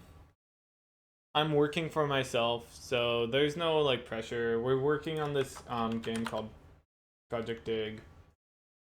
And so, yeah. I just worked by myself. Like to stream it, share it with you guys. Okay, so now I need to add in the save to model and load from model for the animated image. So let's go up here. And it will be pretty similar. So what we need to do is say, hey, this should be using the image load from model, so we don't have to replicate all of this stuff. And then we just want to save a few things here. Let's fix that as well. That should not be like that. So what do we want? The frame time? Sure, we could save this stuff. The frame time, frame index, and playing. I think those are the 3 things that we want to save. We don't need those. So let's do what we did before. So let's go to image. Let's go ahead and select these 3 things. And then let's go to image.cpp. Go down here. Wait, what happened to the other one?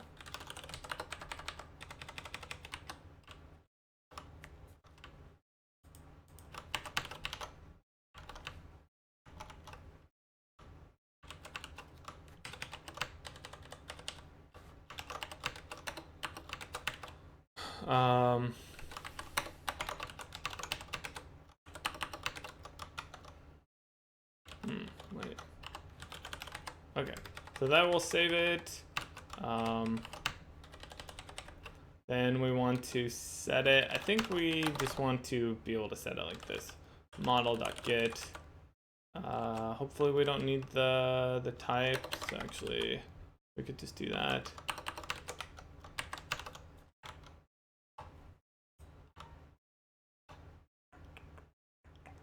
Wait. Oh, I see.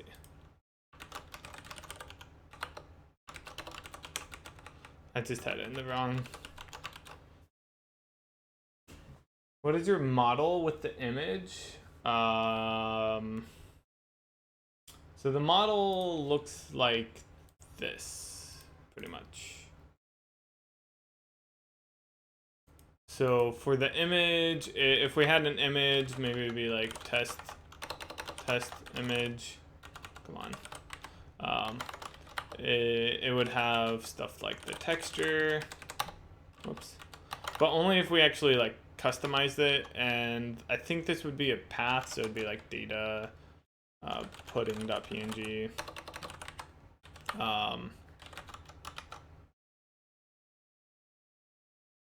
What else? The color, if we change that.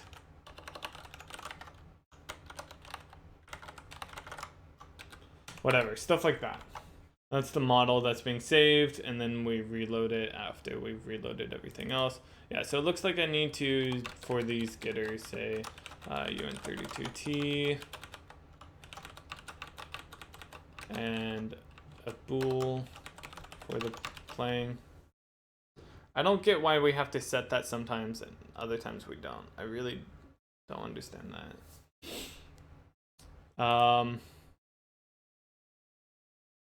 Yeah. Okay, cool. So I think we're done with that.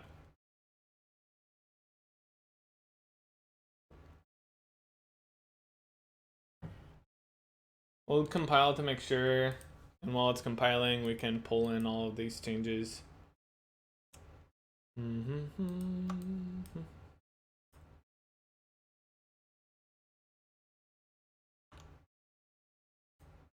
All looks good.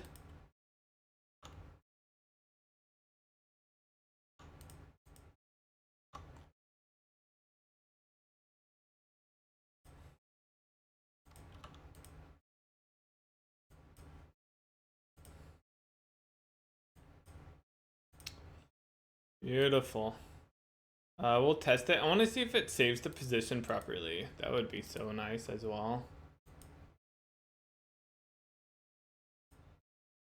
Okay, that looks like that's all we need for that stuff.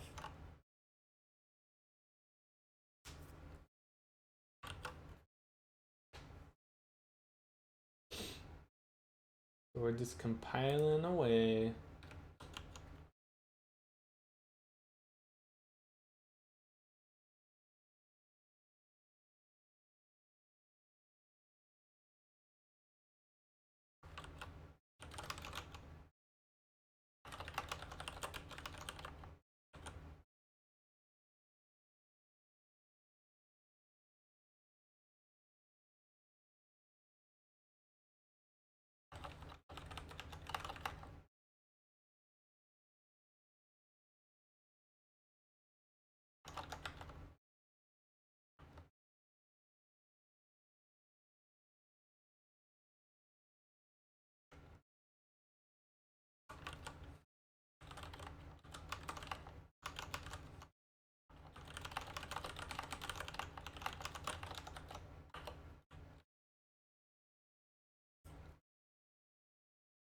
Okay, we're just waiting for it to compile.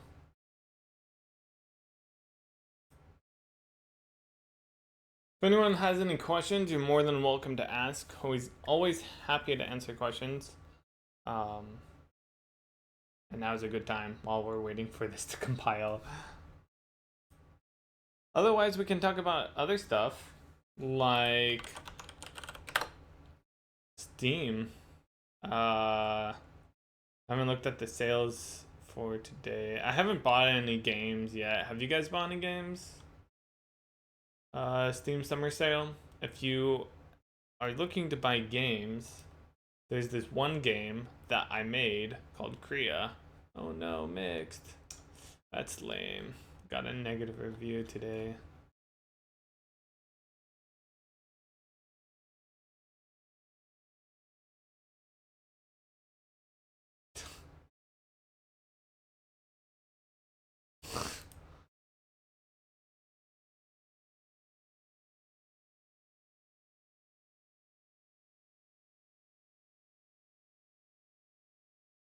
Buy everywhere. This game is unfinished.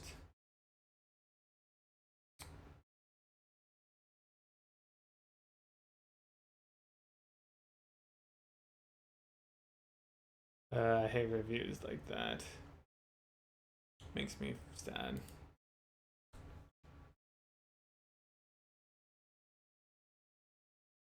Reviews. I mean, buy Korea. uh.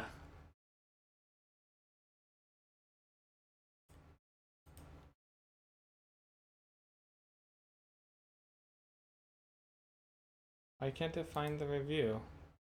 That's weird. That's going to hurt the sales during this.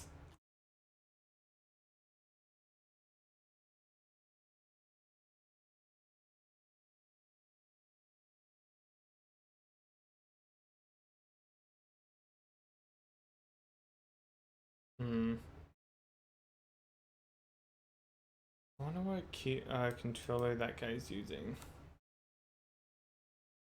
I'm going to make a tutorial.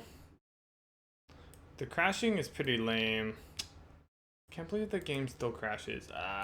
Yeah, Korea's, I think it's a good game, but it definitely suffers from some issues that is just hard for me to fix.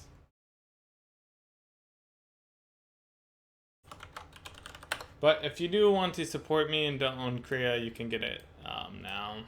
Or you can wait until I release the update later. Interesting dip.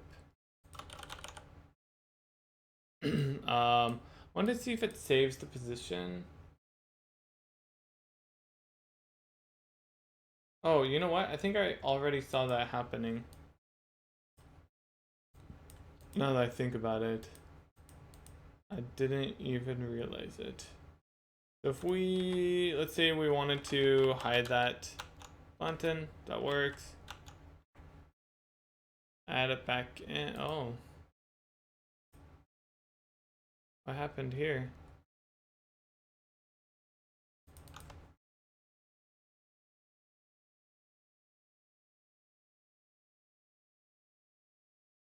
Oh, so it couldn't get that.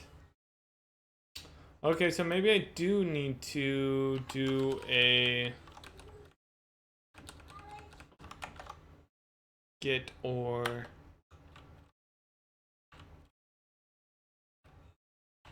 maybe I can do a proxy. Oh, sorry, auto child get soul table.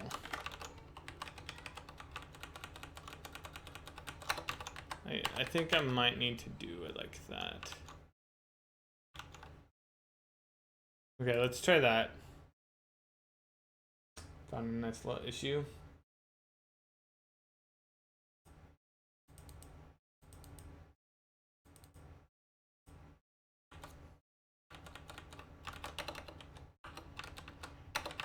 We should be able to do that. Though that I think will get the proxy. Yeah. I think this is the correct way to do it. Okay. So if we oops. Hide that and then add it back in. Awesome. Now it's working. Cool. The problem was that we added in a new element and it didn't have an entry in the model, and so it couldn't find it and it failed. this is working now. So this is pretty cool, right? Like we can see our UI updating. It actually has like the state of things properly being handled. Very cool.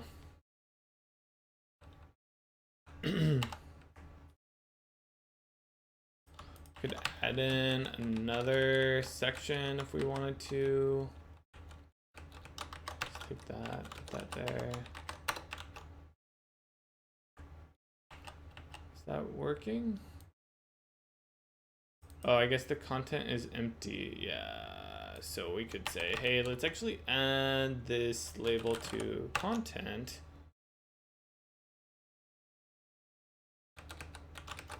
Add. What's going on? Did it break? No. Doesn't seem to be working anymore.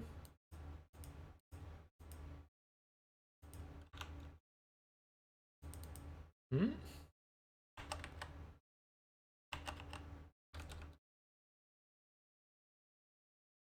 Oh, whoops. I see what I'm doing wrong here. I kind of screwed that up. We probably are seeing error messages over here, yeah. What is it complaining about? New?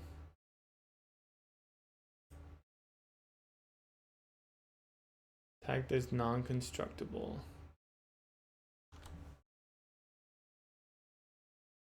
On line 9. Oh, whoops. This needs to be create. That's my bad.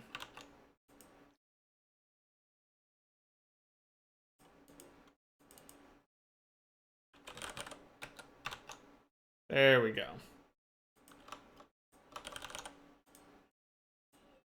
Add relative.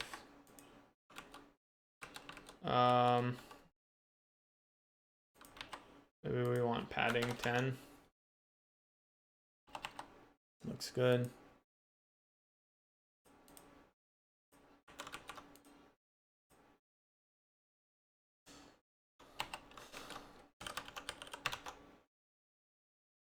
It gets a little weird whenever we have an empty one. Like, if I make this 10, then that should fix that, yeah.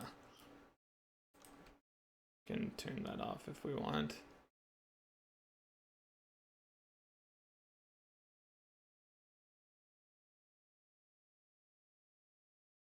Cool. So that's working nicely. Yeah, this is gonna be so useful. There's still some issues with our, like, this is off. And yeah, so we still have a few things that we need to fix up for this, but it's getting there. Maybe we can try to clean it up a bit more. I think this is a good point to commit everything that we've done so far, though.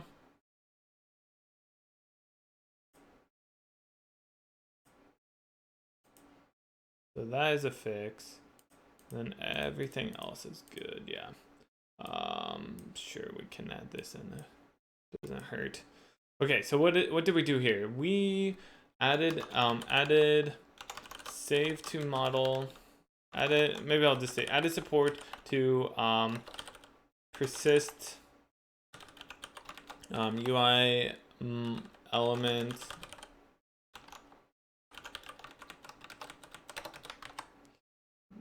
element models.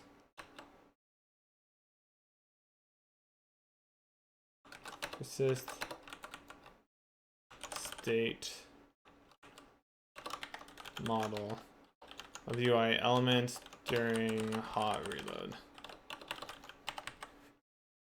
That's what we did. Excellent.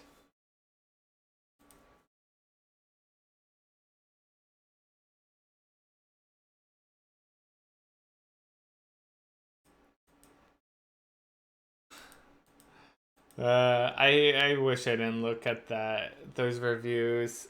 It's crazy how much that affects me.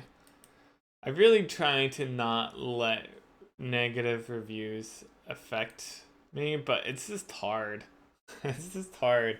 After you worked on the game for like 7 years and people are like, this game is lame, just go buy Terraria. I'm like,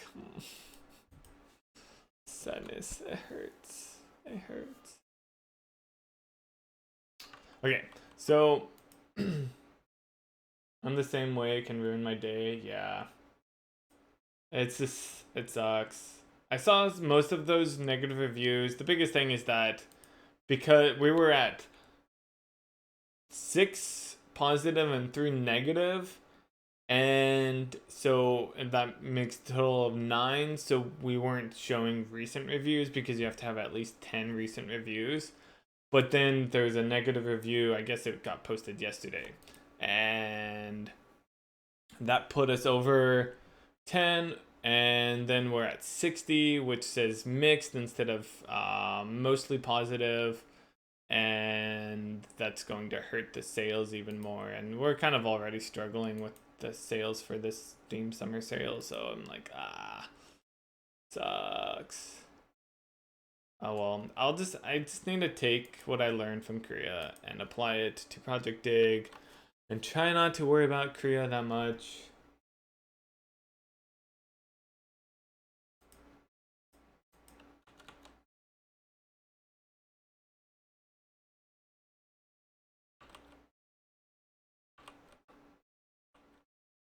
Okay, so we did that.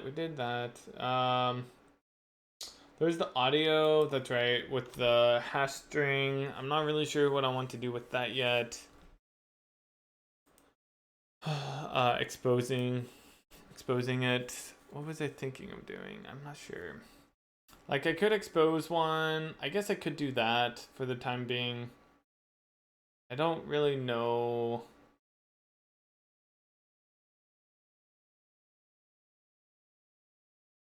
Would it help if I bought the game and left a positive review? I mean, let's appreciate it. You don't have to. Like, if you want to play Korea, it's 50% off now. It is cheaper. If you do enjoy it and you want to leave a positive review, I appreciate it. But I would not ask you to leave a positive review just because. Yeah, if you play Korea, if you have played Korea and you want to leave a positive review, it does make me feel nice inside. But I want people to be honest with their reviews as well. That's one nice thing about the reviews. While it hurts, it does for the most part encourage me to make Korea better.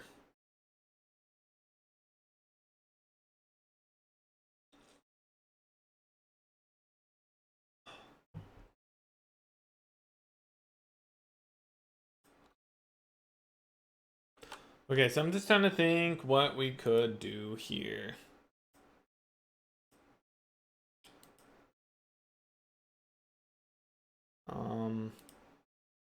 With the audio, I might just to see if it's working. I'm curious. Let's go to audio.h. Let's add in another version of this. We'll have to say it's overloaded, and we can just say, hey, this is a string, not a hash string. And I mean, all we really need to do. Oh, we have. Oh, I didn't even realize that we have a positioned one. I don't expose that.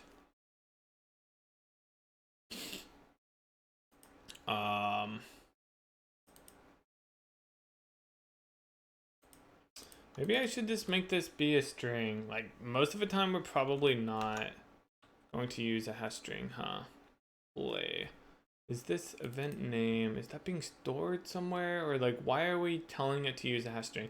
You know what? I think I might, you know what? Scrap that. Let's just make it so that we aren't using a hash string. I don't think that's actually helping us here.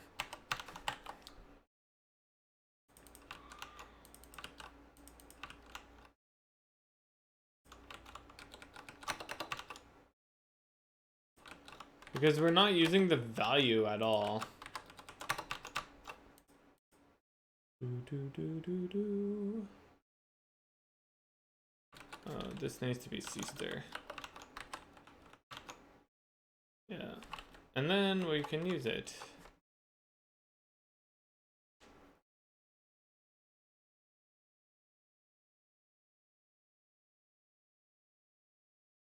That's why I didn't leave a review. Ouch. I'm on a PS4 though, so I'll just resub. Oh, it's cool. Hey, thanks. Hey, welcome back to the siege, David. I appreciate it.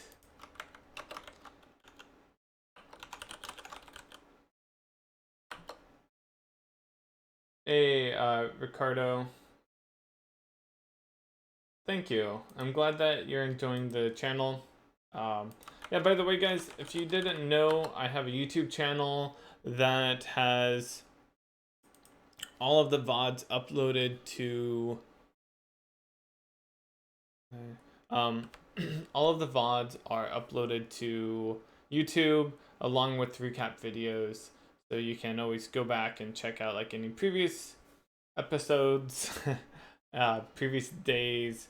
So if you're looking for something specific, like when I implemented the entity component system or worked on adding in the spine animation support, whatever, you can find that on the YouTube channel, along with recap videos, so that way you don't have to watch many hours to kind of get a general idea for things. What's going on here?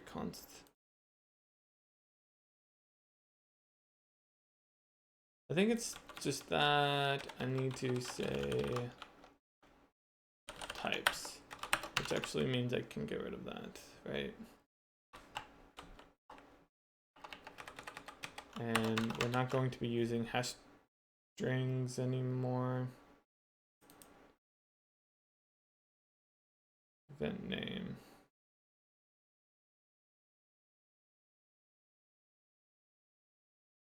But a string is just a string. Why is this?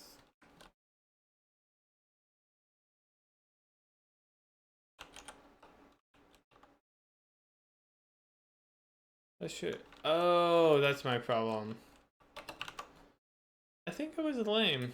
Or, oh, maybe. Why did it do that? Assert util. I think it deleted my assert util or something. Or maybe it was being used elsewhere. Okay, now it's working. Yeah, that's what was going on. Okay, so now that we did that, how do you have time to edit the recap videos? I don't. That's my dirty little secret. View.h. What is that? 38. I actually don't edit the videos right now. Oh. I see. Let's ignore that. We shouldn't worry about that.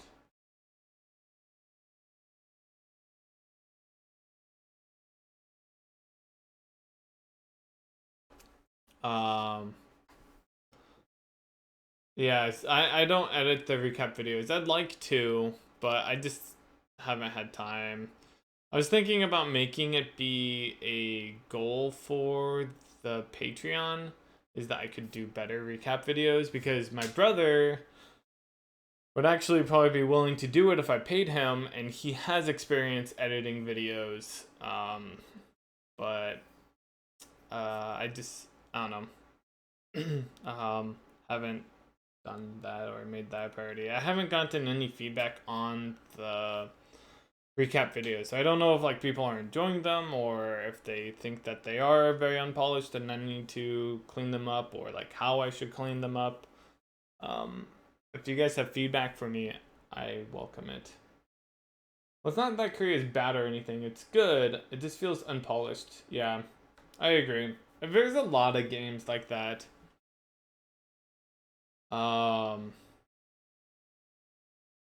Yeah. The problem with Korea's development is that I spread myself very thin on a lot of areas, and it's very hard for me to try to polish it. And I think one of the problems also is that There's a lot of different content that's polished to different like levels. So some things are very polished and other things are not at all. And it's hard to try to get them all on the same level of polished. Um, and it just would be a ton of work. And then also, yeah, there's just a lot of challenges with Korea. Like the boss fights are super unpolished, and that's why I'm trying to clean them up some in this new update. It should be detecting this as a soul table and not be complaining here. I wonder what's happening with that. It must be cutting off, that must be it, is that it's cutting off the type.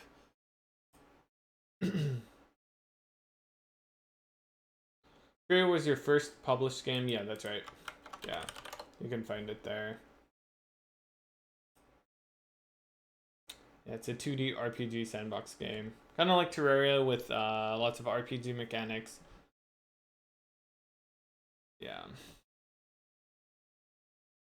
I worked on it for a very long time, but like there's a lot of challenges that I faced during the development. You know, I was coming from working at a company to working by myself. Um, I hadn't actually made a game before, like a full game, so I, made a lot of rookie mistakes, such as expanding the scope significantly. Um, but I also like was forcing myself to complete the game, and so I had to kind of release it before it was really done. And then there's also some other, yeah, like I was used to working with people, and so whenever I went to work by myself, it was very lonely, and I wasn't used to that. And so I was like desperately trying to find people to work with, and so I spent a significant amount of time trying to like hire people, and I invested not just time but money into that, which and that like never panned out. It was like a huge waste. I probably wasted like I would guess $20,000 to $40,000 at least just like trying to hire people, which is a lot of money, and also probably like I would guess probably wasted over half a year of like trying to hire people and hiring people and then like it not working out and me having to deal with that. Exact same story here, wasted 4 years, yeah. And so it's just like a lot of time and money wasted on that. Of course it could have panned out and I could have found some awesome programmer or artist or whatever, whomever I was looking for to actually um, get things done. But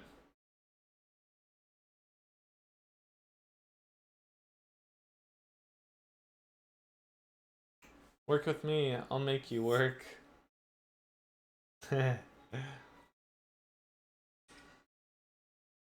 And I'm kind of, I don't know, I was kind of burnt from all of that, like trying to hire people and collaborating with people, and I'm also kind of just used to working by myself now that I almost like prefer it. And then also because I am doing this whole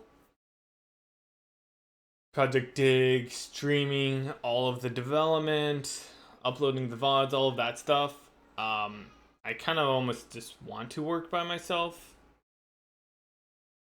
I am going to need to hire an artist at some point, but it's definitely way too early now. Okay, so we added in the audio, so I wanted to try this out. See if that works. Oops.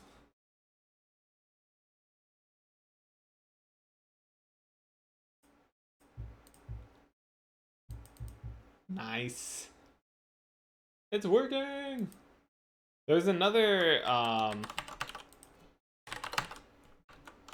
UI, what was that? Oops, let me open that.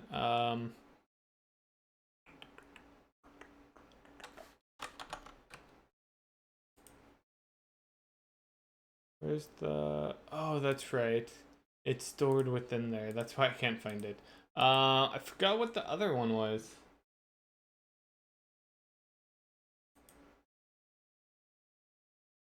Hey, Cooler. You'll definitely know when I'm starting to look for an artist. The thing is like, I don't know exactly what I want the game to be yet. I have a pretty good idea for things. But especially art-wise, I'm still trying to figure things out. And so I need to do a ton of research on that. Just like, yeah. So I don't want to bring anyone on board. That was a mistake I made a lot for Korea. Like, I got a musician way too early. Well, I think so. I mean, some people say you should get um artist early, but I think it might be confirm. Okay, yeah, there's the confirm one. Cool.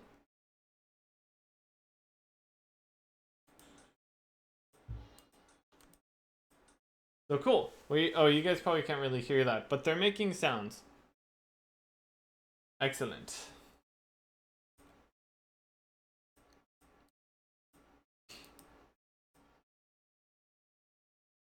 The one thing I'd like to do we have access to the model? Let's see. Can I say view.model percentage is equal to, let's say 0. And then in here, oh, we have the element. I don't pass in the view, huh? How could I do that?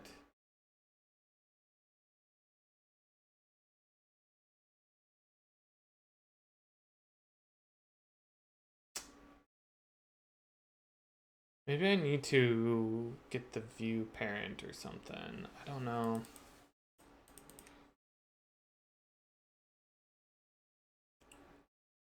Hmm.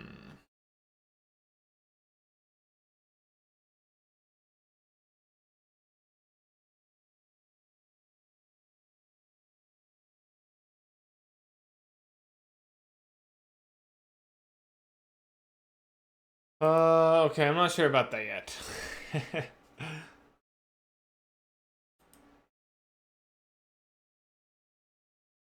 I mean, for this, I guess what I could do is just something more like, say, element. Oh, I don't have access to that either, huh? Hmm.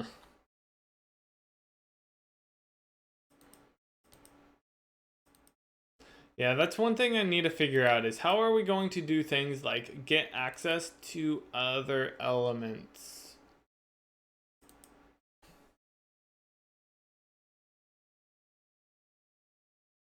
So I like to be able to say, hey, give me, or yeah, give me the bar that we are creating here and use it over here.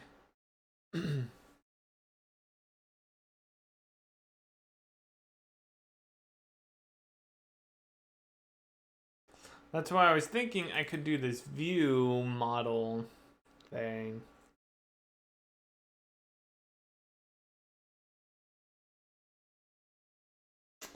We don't have access to the view these right now.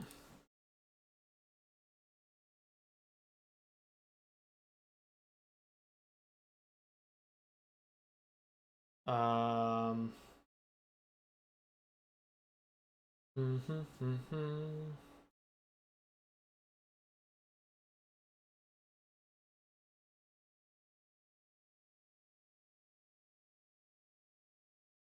Don't know how I want to do that. That is a little tricky. I think we did something like this. Get view area or something. Oh, it's dirty. That's it.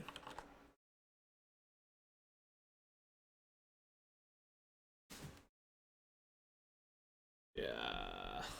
And I think dirty calls the parent. So if we go to like element.h dirty. Whoops.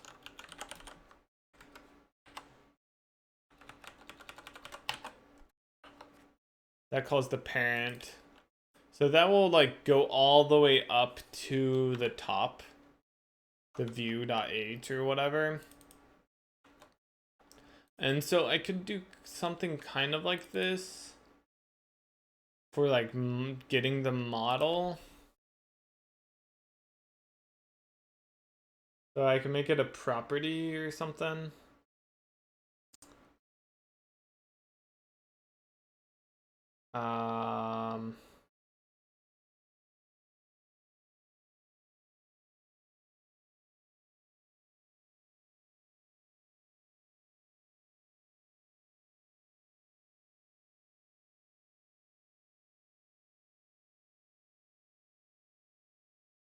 Getting music before visuals is the way to go. Yeah, I could see that. And I think what I'm just going to do for dig is like look around a lot, look at different people's art, and yeah, also listen to music, kind of get a feel for that. But I'm not worrying about it right now. I think first what I want to do is prototype some more stuff, which is going to be a while because first I need to finish making this engine.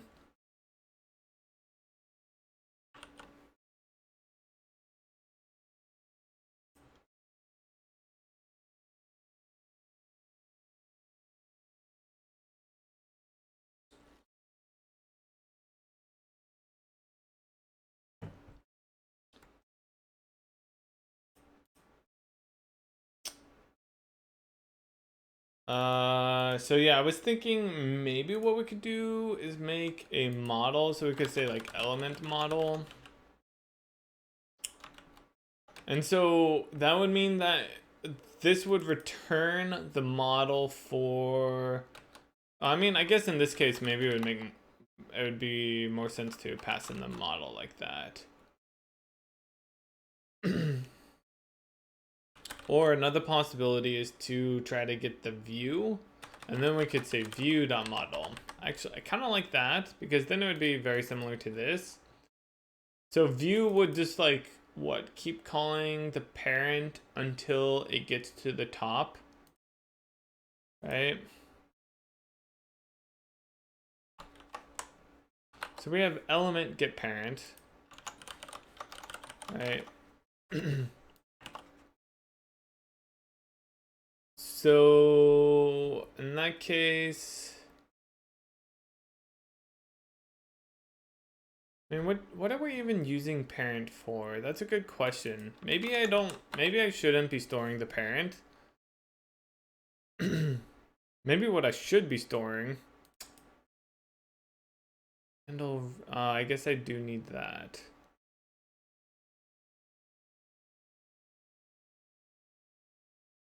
Handle child resize. I mean, one thing I could always do is just get the view or yeah. That might be better, honestly. Whenever I create an element, I also save the view. So just be another element pointer view.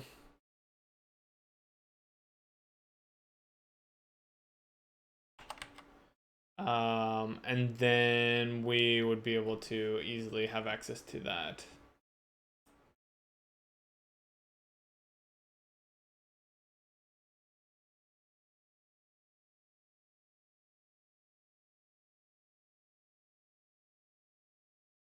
Yeah.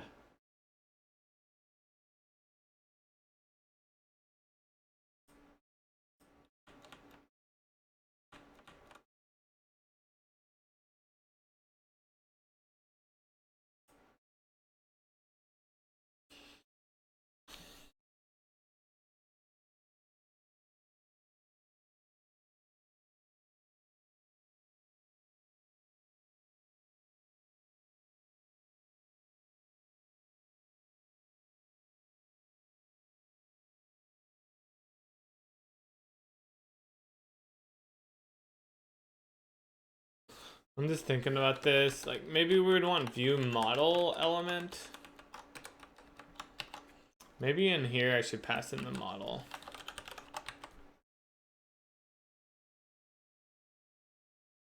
And then we would have, so then I could just say like model percentage or whatever, or if we want to, we can even store stuff in here by name. Like we could say this is the like model dot experience bar. So then down here we could just say, hey, we want our experience bar set percentage to be the model percentage or whatever.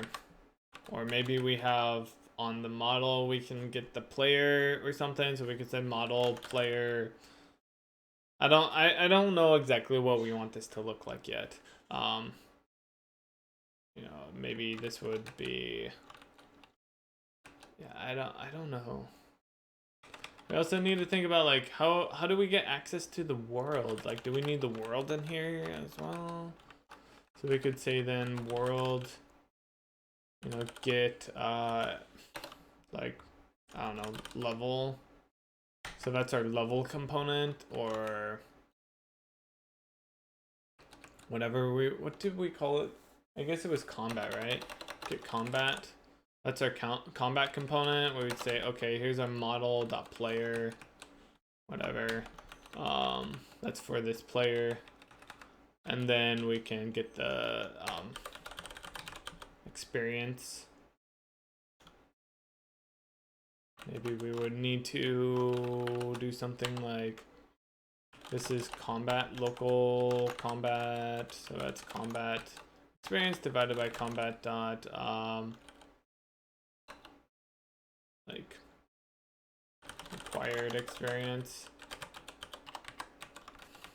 I'm just kind of like sketching out what this, you know, might look like.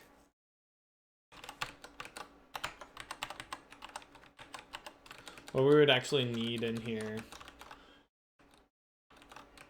I don't know if we need the view. What would we want the view for? Huh.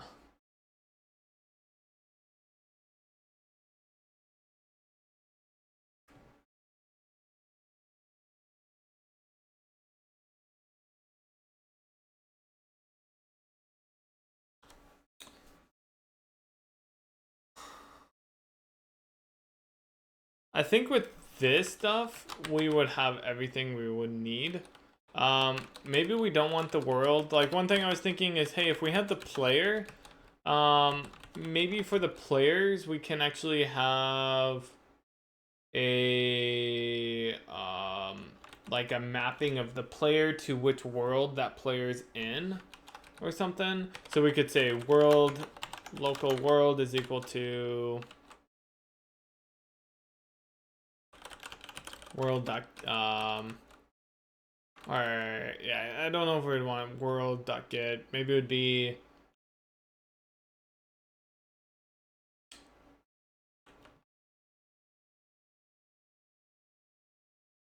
I don't know what we'd want to call it. Let's just do that for now. Or maybe it would just be the model.player. I am not entirely sure.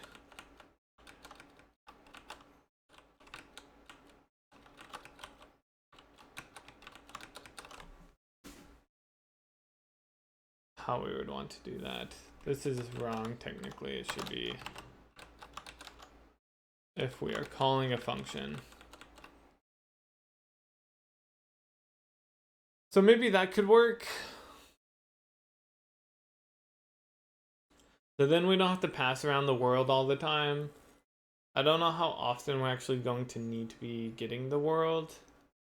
So that's a good question. It's like if we need it 90% of the time, then we should probably just pass it in. If we only need it like 20% of the time, then we shouldn't pass it in.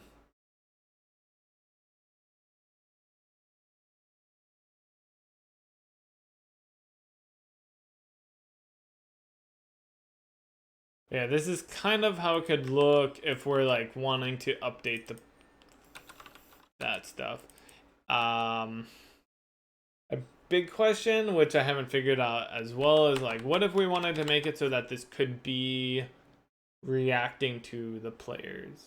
So like, whenever the player gets experience,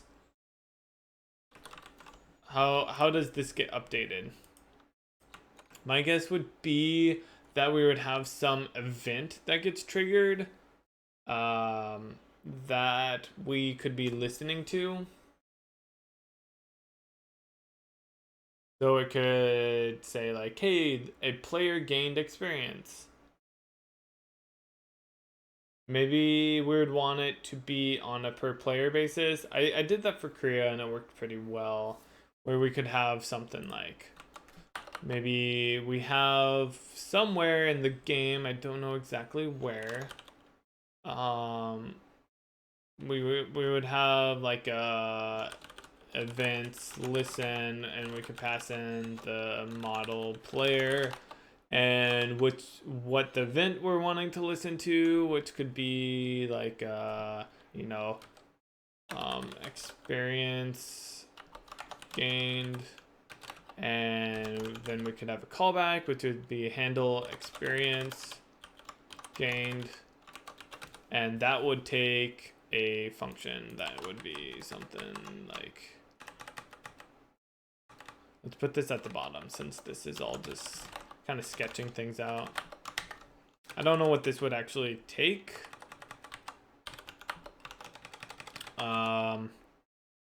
Maybe the player.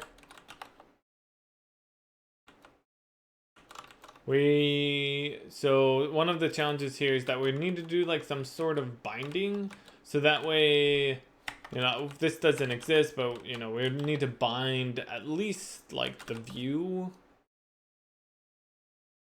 or something. So that way we would have view player. So then we would be able to, in here, say like view.model, get the experience bar. And then handle experience gained. Maybe this would be like the amount or whatever. And so for the UI, it would handle it. It would say, okay, well, let's get the world for that player so we can get the combat component, and then we can actually show that change here. Like, we don't care about this amount in this case, but we do care that it changed. And so then elsewhere, whenever we gain experience, we would invoke this. We could have like a game.events invoke model.player experience gained, and it would take like a very number of arguments.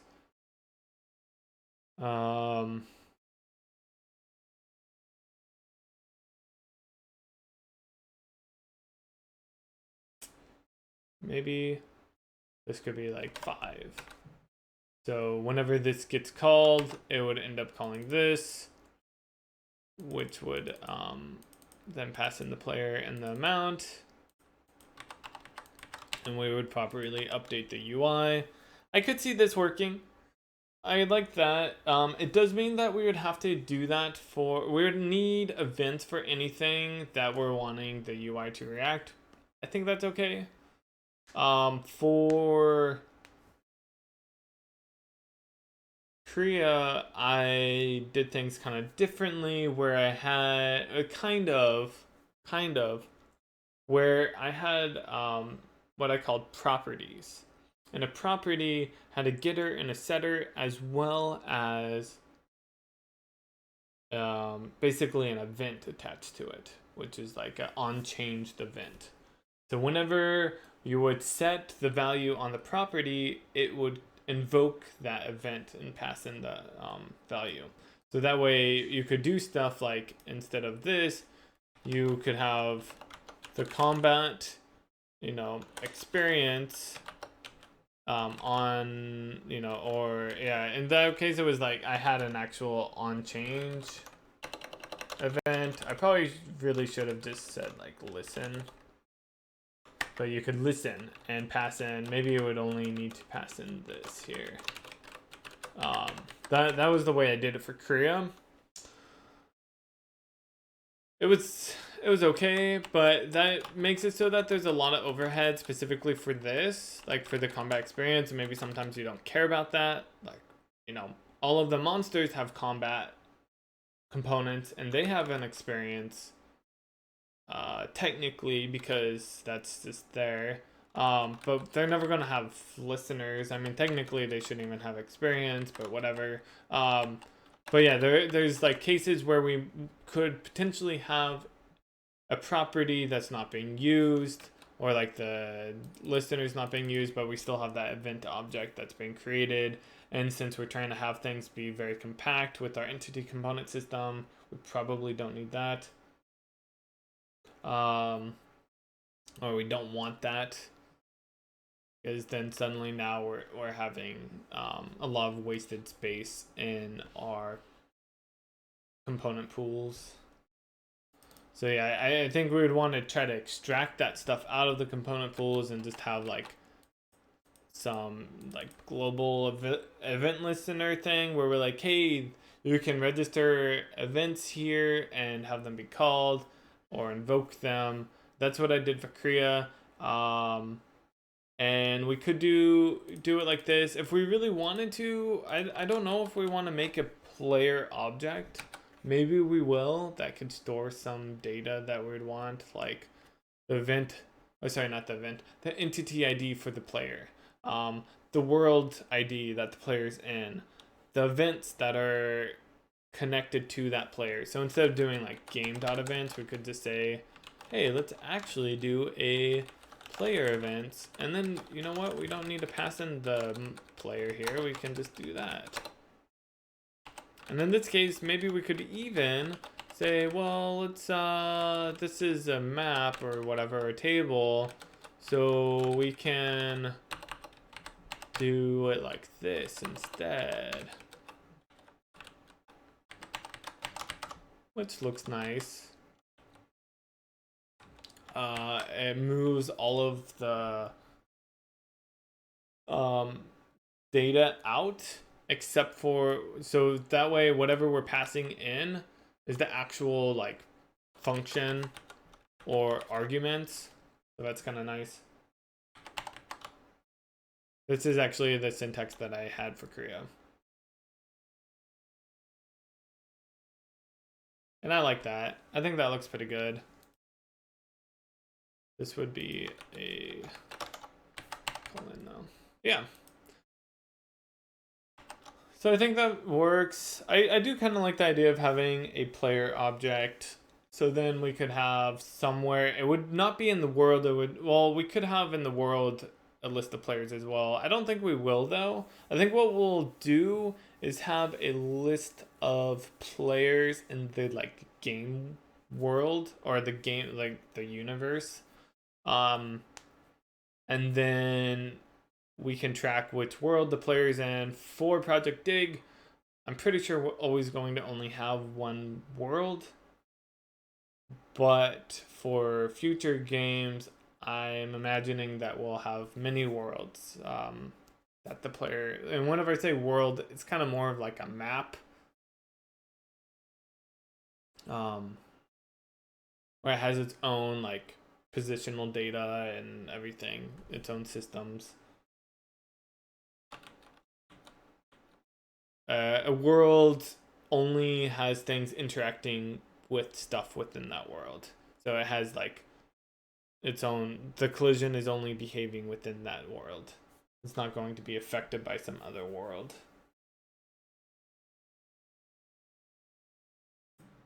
So yeah, we would have like a, I don't know if we would do it here, but maybe just like a game.players is a list of all of the players that are currently in the game.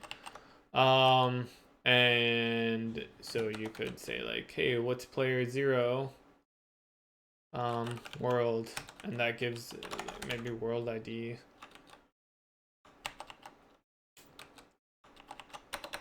And then we would also have a game.worlds. So you could say, hey, let's get the world for the first player, which would just be like this, world ID. So that gives us the world for one player, or for the first player, which is probably like the primary player. I don't think we would use this syntax typically. Yeah.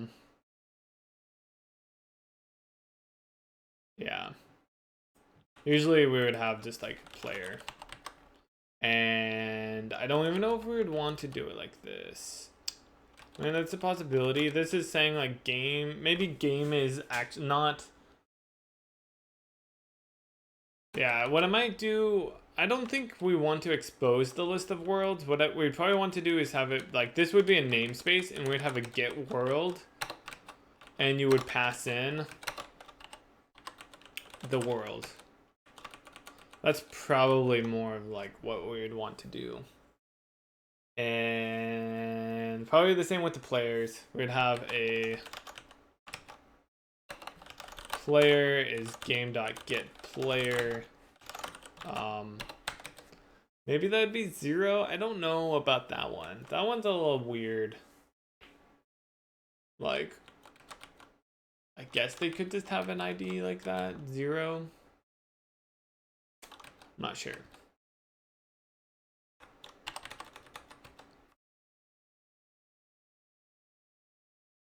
Just trying to figure out like how are we accessing everything in our Lua scripts. Like I don't want to add in a ton of stuff to our Lua scripts, but we also need to be able to do some basic things like, you know, if inside of our C++, if we're like, oh, we killed a monster, let's give this player some XP, we want to be sure to call this player events experience gained or invoke it, so that way we can actually have the UI update properly. The other way we would do that is we would need to like have some update function in here that's like polling every single frame to see if the player's experience changed or something, and that would be very wasteful. Do not want.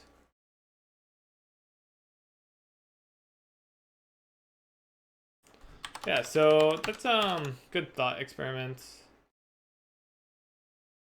I like that. Still kind of figuring things out, but that's pretty good. I think that's a good place to leave the UI at for now.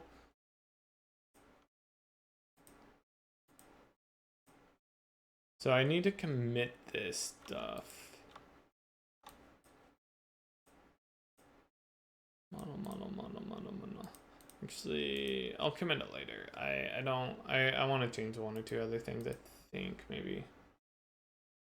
Do you like Sublime Text more than Visual Studio? It depends on what I'm doing.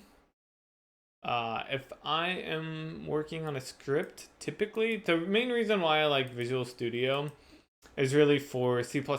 I use this Visual Assist extension, plugin, whatever, and that has very nice autocomplete and just like an IntelliSense. It's like IntelliSense++. And then also compiling inside of here. But I like, as far as text editing goes, I like Sublime Text more. You know, I can do things like multi-select and yeah, I think I'm faster with it. So yeah. So sometimes, like earlier, I was doing multi-select in here to add stuff in, and that's just so much faster. So sometimes I'll edit the C++ files in Sublime Text.